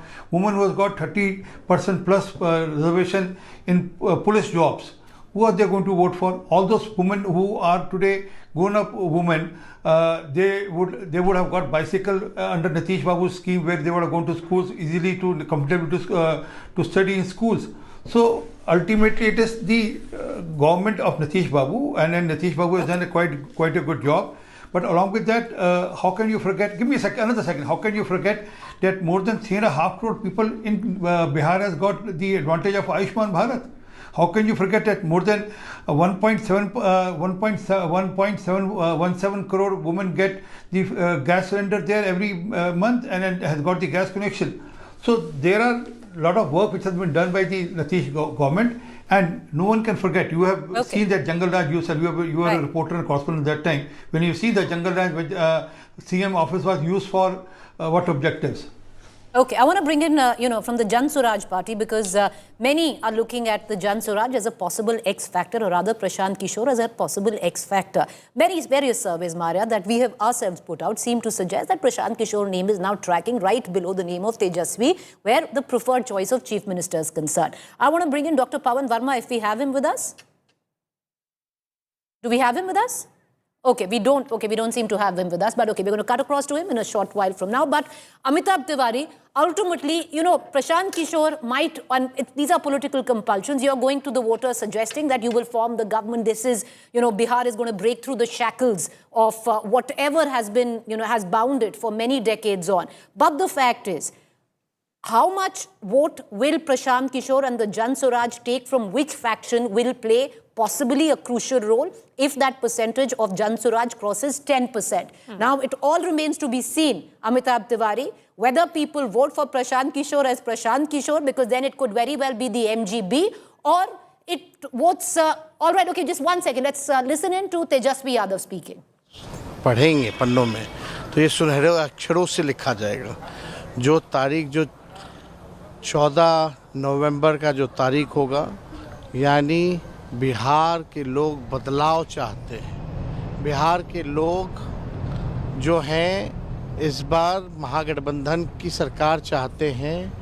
जो 20 साल से इन लोगों ने अपराध, भ्रष्टाचार, अफसरशाही, तानाशाही, घोटालेबाजी, जिस हिसाब से इन लोगों ने बिहार की सरकार ने जो दिया है, बिहार के लोग जो है त्रस्त हो चुके हैं, परेशान हो चुके हैं और मुख्यमंत्री अचेत अवस्था में है। अब बिहार को मुख्यमंत्री गिड़गिड़ाने वाला नहीं चाहिए, जो शेर की तरह दहराए, उस वैसा जो है सीएम जो है बिहार के लोगों को चाहिए, जो बिहार के अधिकार, हक और बिहार के लोगों के साथ इंसाफ कर सके। ऐसा मुख्यमंत्री बिहार को चाहिए और इस बार सब लोग चाह रहे हैं कि महागठबंधन की सरकार बने और महागठबंधन की सरकार बनेगी और हम सब मिल कर के बिहार के साथ लोगों के साथ सरकार बनाएंगे। और जब तेजस्वी मुख्यमंत्री बनेगा तो कोई बिहार में ऐसा घर नहीं होगा जहां बेरोजगार हमारे भाई बहनें रहेंगे। तेजस्वी आएगा तो हर एक के हाथ नौकरी और रोजगार दिलाने का काम करेगा और आने वाला जो बदलाव होगा, बिहार बेरोजगारी को जड़ से ख़त्म करने का काम होगा।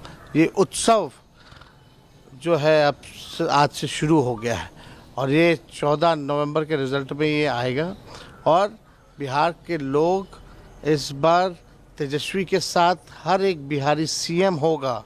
सीएम यानी चेंज मेकर बनेगा। ये हम सब लोग मिलकर के एक सुनहरा, बेहतर, विकसित बिहार बनाने का काम करेंगे। एक अंतिम सवाल, जिस तरीके से नीतीश जी आज Tiwari continues to be with us. It's interesting, you just heard Tejasvi Yadav there. Well, his alliance really hasn't announced him as the chief ministerial face, but in the third person, Tejasvi Yadav has announced himself. And, you know, this is what Prime Minister Modi used to do, acronyms, Maria, where CM, you know, and change maker banega. But nonetheless, Amitabh Tiwari, the question that we were, I was asking you earlier, where the role of Prashant Kishor is concerned, who will he cut into more? Depends whether people vote for him as just Prashant Kishor or vote for him as Prashant Kishor Pandey. No, see, essentially, if you look at Bihar's history, independents have got 8% to 10% vote share across elections, and others have got around 20%. So the bulk of the vote which he gets is going to come from others. He's going to damage others largely. That's number one. Because all the polls, none of the polls are showing significant dent in the vote share of NDA or Mahagathbandhan. That said, just like LJP, his party will be damaging both NDA and Mahagathbandhan. LJP damaged NDA in 40 seats, Mahagathbandhan in 8 seats. So the net impact was just 8 seats in favor of Mahagathbandhan, you can say. Now, who is voting for Prashant Kishor? If you will have to understand that to understand whom he is likely to damage. One is, of course, youth. Now, youth in 2020 largely backed Tejasvi Yadav. So a chunk of the voters, if he's getting from youth, he is likely to damage Tejasvi Yadav. Again, on the basis of caste, upper caste or Brahmins see him as the next CM after 35 years of power. So some upper caste dent to NDA is also possible. So in different seats, different parties, he will be damaging. Now his future depends largely on the quality of candidates he gets. Because 8%, 10% is not significant enough to win a single seat. So he's banking on some heavyweight rebels from BJP, RJD, LJP, etc. so that they add on this 2025. But Amitabh Tiwari, interestingly, by 9th, which is 3 days from now, his first list of 100 candidates will be out, which essentially means that he will not be waiting for other political parties to announce their candidates, and if any candidate is naraz or upset, will look towards Jan Suraj for fighting this election. That's not going to happen. And how do you look for candidates then who will not be speaking about their caste as much on ground? No, essentially, even if he is announcing 100, 143 are still left, correct? Because we'll have to see the quality of those seats or where are those seats coming from largely because he had announced that 3 months after I will announce the candidates. Caste is going to play a key role in elections like everywhere else, Bihar also, and we'll have to see because I think he is caught in a web of his own and he's now caught in his politician's image and the image of a strategist. Even if he gets 4-5% vote share, he can still justify that I am a newbie party, 4-5% vote share is not less. But I think he's trying to also prove that as a strategist, he can be a kingmaker. So largely, I think now focusing on 25-30 seats, try to force a hung and emerge as the kingmaker even with 5-10 seats. You know, it's also interesting, Amitabh Tiwari, and I will possibly bring in Sajjan into this conversation. You know, at least where Prashant Kishor is concerned, there's also a dichotomy that should exist ideally, whether he focuses on all seats or he focuses on just a few where he wants to create maximum impact, because ultimately it will be, that vote will be cast in his name. Because, Maria, if we look at the surveys that we've been tracking, you know, the political stock exchange that I actually look at the numbers, the Jan Suraj is not really tracking at the same speed as a Prashant Kishor. Yes. So the votes will come under the name of Prashant Kishor, and how many constituencies, how many seats can he actually track? Because his vote might be 10,000, but he'll need candidates, let's say if it is 10,000, he'll need candidates who will be able to draw in enough number of votes on their own merit. Now, will it happen is that big question. But Sajjan, to bring you back into this conversation, the way things are stacked, because now we are, you know, closing into the end of this broadcast and this coverage for you. What would be the key factors that you'd be looking at? What are your X factors? We've spoken about the 5 personalities with Rajdeep Sardesai that could possibly play a part in shaping the political future of Bihar when the last vote is counted on the 14th of November. But what are your X factors? Well, as per the ground scenario, what we expect that Nitish Kumar is going to be the fulcrum of all the X factor, right? Absolutely. I think you have to talk more about Nitish Kumar. I realize that increasingly he is actually that pillar that is holding this election, like he was in all the last 3 elections. Go ahead, Sajjan. Yes, true. Broadly, and this is a very crude and broad dichotomy, what we are witnessing, that you find overwhelmingly women are going by the scheme-centric choices. And therein the Nitish Kumar comes prominently, while the males, including the youth, mind it, youths also have a caste and community, right? So they are no more, they are not an autonomous category. So we do find that gender-wise, and it follows on the plank of Madhya Pradesh, Maharashtra, etc., you find overwhelming section of women going for scheme-centric choices, and Nitish has the clear advantage. On the other hand, you find male across ages kind of considering the caste community equations. 3, fascination for Prashant Kishor is it's very vague in terms of the moment you find the ones who are admiring Prashant Kishor, and we have found the moment you ask, will you be voting or you people be voting for Jan Suraj, suddenly they'll say that we will look for the candidate. So it's not PK, but rather candidate via candidate. So that way, PK precisely maybe Nota votes. You know, last time Nota votes in Bihar was around 2%, maybe a couple of more percentage. That's my expectation. But ultimately, it is Nitish Kumar who is going to be the culmination of all the X factors. And he is going to be, I think, perhaps the parallel is Naveen Patnaik of Odisha. Nitish Kumar Sunset certainly maybe in future, but not in this election. And you do not find last anything new with Tejasvi, right? In this election, he has nothing new to offer. But there was a buzz, Maria, because you know in Bihar 2020. so well. 2020, there was a buzz the minute he started, the narrative, or he, played to the youth with jobs and the promise of 10 lakh jobs. That changed it for him, and you could see it on ground. Absolutely. I mean, when you arrived on the ground, you could listen to people who would say that this is what Tejasvi has promised. And there was that energy in his campaign, unprecedented surround sound around Tejasvi Yadav, because he was coming out of the shadow of his father. You know, that was evident as well. So let's try and wrap this up perhaps with closing comments from RP Singh and Sanjay Kumar. Sanjay Kumar, you have also made a transition from being an educationist to now a politician. Will we be seeing you contest as well? No, not this time. I am supporting the party in all possible manner, being an advocate of what Nitish ji has done in the past and what he is offering to the state. So not this time, but there's a lot of opportunity for someone like me to work for the welfare of the state and strengthening everything in the state. Okay. RP Singh, your final thoughts? 14 तारीख को क्या होगा? Well, Bihar is on a right track, और 14 तारीख को मैं आपको बढ़िया सी मिठाई खिलाऊंगा. सर वो तो 14 को ही पता चलेगा. प्रॉमिस कर दिया मिठाई खिलाने का, जो भी रिजल्ट होगा खिलानी पड़ेगी. खिलाना पड़ेगा. फिर तो खिलानी पड़ेगी. पक्का 14 तारीख को रिजल्ट जो नहीं होगा, नीतीश बाबू मुख्यमंत्री होंगे, और दोनों को मैं आपकी मनमर्जी की मिठाई खिलाऊंगा. और बताइए सर, मिठाई हमको तो सिर्फ मिठाई खानी है, चाहे कोई भी जीते. हमें वो कोई नहीं है, चाहे कोई जीते पर खिलानी आपको पड़ेगी अब. पर चलिए, RP Singh, thank you for taking the time out and joining us. We have, Amitabh Tiwari. Let's bring him in as well, Maria, because ultimately, what is it that will drive this election? Amitabh, you've spoken at length, you've written at length, where the importance of the EBC vote comes into question. A lot of that vote will be defined on the selection of candidates this time around, Amitabh. For you, that still remains one of the biggest X factors. What are the others? Yeah, of course, clearly the Mahila vote is an X factor, and so is the Jan Swaraj party. Of course, as Sajjan has rightly put it, NDA's future in this election depends upon the performance of JDU. If JDU falls to 25, like Prashant Kishor is claiming, and he puts up strong candidates against JDU, like the LJP did, then we could see a very tight contest. Correct. And one of the risks also in the NDA this time is the transfer of votes.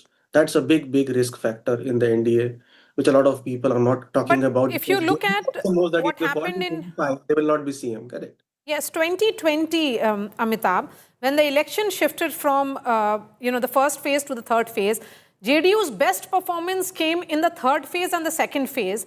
When they went on to win the maximum number of seats, that was also because women voters outperformed men. With the direct benefit transfer of this nature, all the schemes in the name of Mukhyamantri, Rozgar Yojana, and everything is for the women, the Jivika Didis, for the top-ups which has happened. I mean, huge amounts here. Do you think still the women of Bihar who have almost been like a captive voter of Nitish Kumar, can they let down Nitish Kumar in what will be his send-off election, the farewell election? Finally. Looks like. I would not say it's about letting down, because even amongst women, there will be caste-based preferences, correct? True. So it will be largely dependent upon his ability to extract 5-6% women vote from the core vote block of Mahagathbandhan, and that would then tilt the election in his favor. Amitabh, look at it in terms of, I just want to give you some figures. The CSDS Lokniti figures in terms of how the women voted. One thing is very clear, that women voted an extra percent for the NDA than it did where the MGB is concerned. Let's break it down further in terms of caste calculations and how, coming from various castes, how women voted in 2020. And that's, Maria, where it comes down to with also what Amitabh is saying. Where the Yadav women were concerned, 82% voted the MGB, understandably. Where the OBC and the EBC women were concerned, only 18%, a lot of it primarily due to the law and order factor at that point of time, concerned with the fear of the Yadavs and the trust deficit that they had. Voted, only 18% voted for the MGB, while 63% of OBC and EBC women. It's interesting, viewers, to note which is non-Yadav OBCs. Non-Yadav, yeah, because I give this Yadavs separately, right? So non-Yadav OBC, 63% and EBCs voted for the NDA. Dalit, again, only 24% of women voted for the MGB, while 31% of men voted for the MGB, Dalits. And 33% of women voted for the NDA. But interesting in all of this is because most of the Dalit vote at that time was split where the LJP is concerned. The LJP has now come into the fold of the NDA. So that vote will also go there. And put it in totality, viewers, the fact is if 10,000 rupees, it might be a one-time payment and we can't really emphasize enough on that. If 10,000 rupees has gone into, as claimed by the government, to 1 crore household, 75 lakh in the first tranche and 25 in the second tranche. Yes. 1 crore households have benefited with 10,000 rupees.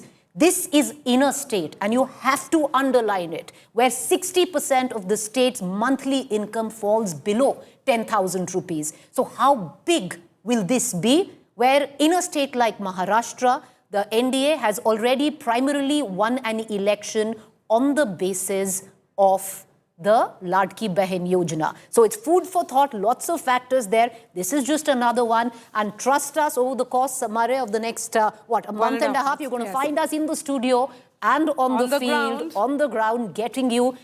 This is your one-stop destination, be it data analytics, be it ground reports, be it in-depth analysis, which is on India Today. And we're going to sign off with an interview that Maria did. Maria.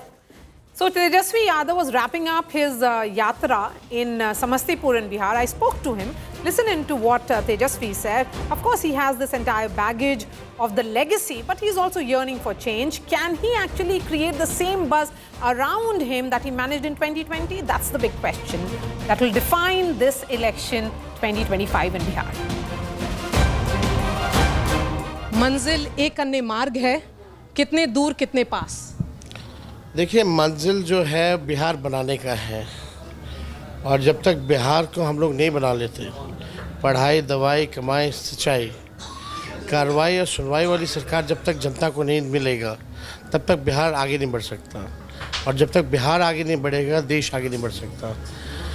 आप देखिएगा 20 साल से जो पुरानी जो सरकार है NDA की जो चल रही है, नीति आयोग की रिपोर्ट में सबसे गरीब राज्य बिहार है, सबसे ज़्यादा बेरोजगारी बिहार में है, पलायन सबसे ज़्यादा है, प्रति व्यक्ति आय सबसे कम बिहार में, निवेश सबसे कम, किसानों का जो आय है वो सबसे कम पूरे बिहार में। ना इंडस्ट्री है, ना कारखाने हैं, ना उद्योग है, ना धंधे हैं, शुगर मिल, जूट मिल बंद है, फूड प्रोसेसिंग यूनिट्स नहीं है, एग्रो बेस्ड इंडस्ट्री नहीं है बिहार में, टूरिज़्म जिस प्रकार से होना चाहिए, ज्ञान और मोक्ष की धरती है बिहार, उस हिसाब से टूरिज़्म नहीं है, खेल कूद की कोई व्यवस्था नहीं है खिलाड़ियों के लिए।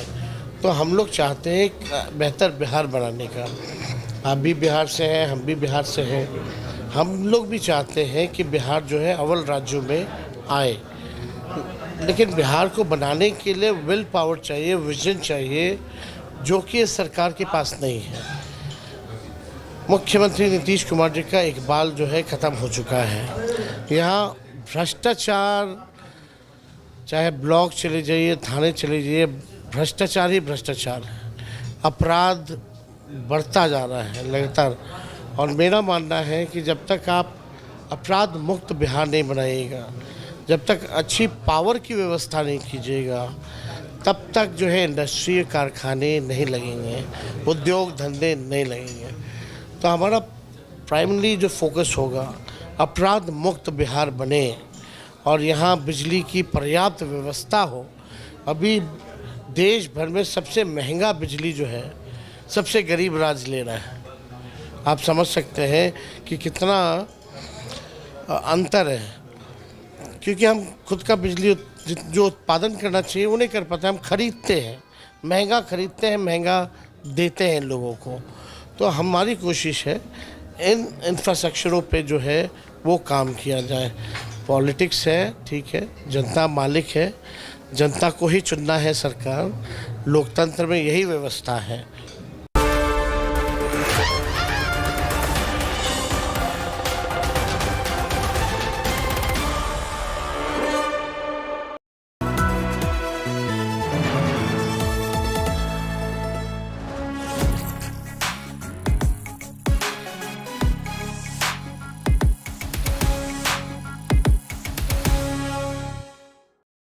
Living my best life. Mindfully crafted home decor fabrics. Sansar, a D-Decor brand. Live consciously. अरे बेटा, ड्यूलक्स है और उसकी वारंटी तो और भी शानदार। पेंट से भी शानदार वारंटी, से शानदार पेंट, से शानदार वारंटी, से शानदार पेंट, वारंटी। ड्यूलक्स, डिसाइड करना मुश्किल हो जाएगा कि पेंट ज्यादा शानदार है या उसकी warranty. Hello Moto, do the Moto Moto.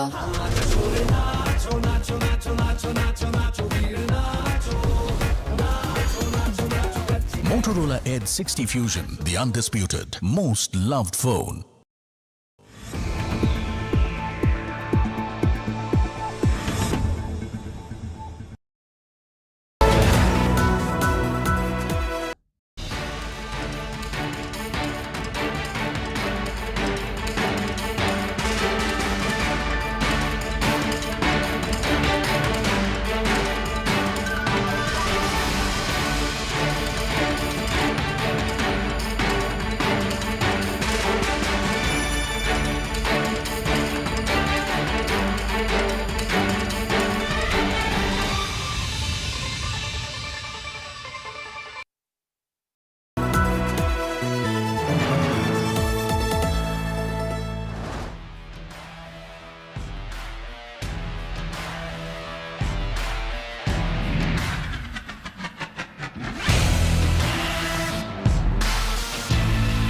India Today, Making Sense of India. Now available for speed delivery on Amazon and Blinkit.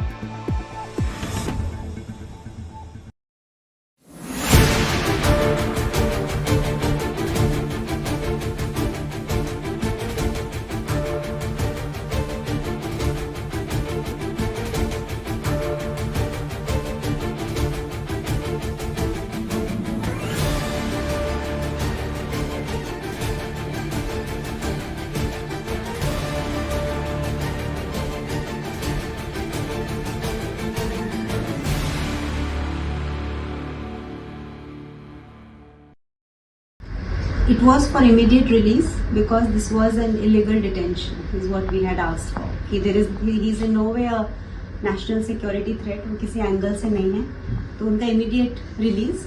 और उसके लिए हमें जो grounds of detention चाहिए आज तक नहीं दिए गए हैं. वो कह रहे हैं कि उनको दिया है, लेकिन वो एक ग्लास के पीछे हैं. कल जब उनके भाई उनको मिलने गए तो भी वो डायरेक्टली नहीं इन पर्सन नहीं मीट कर रहे, तो वो कैसे देंगे अगर उनको दिया भी गया है ग्राउंड्स ऑफ डिटेंशन. आज के बाद से ये मैटर सब जुडिस है, इसलिए जो भी इसके बारे में मेरे से आप सुनना चाहेंगे आप मेरे सोशल मीडिया हैंडल से ले सकते हैं.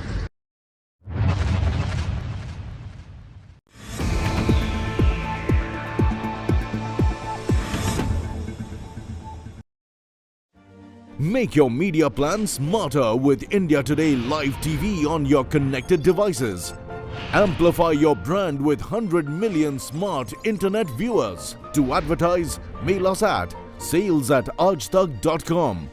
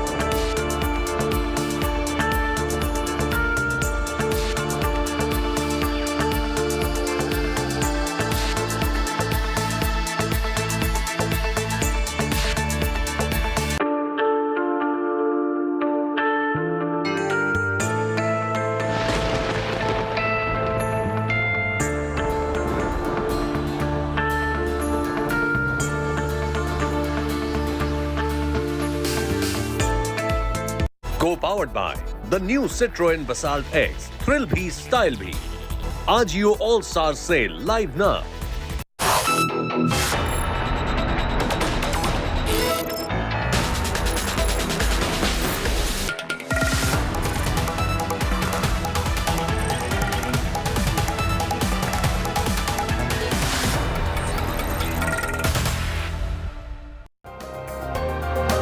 And welcome. Good evening. You're watching Super 6 here on India Today. I'm Akshita Nandagopal. Over the next 60 minutes, we'll be getting you all the top stories that we're tracking today.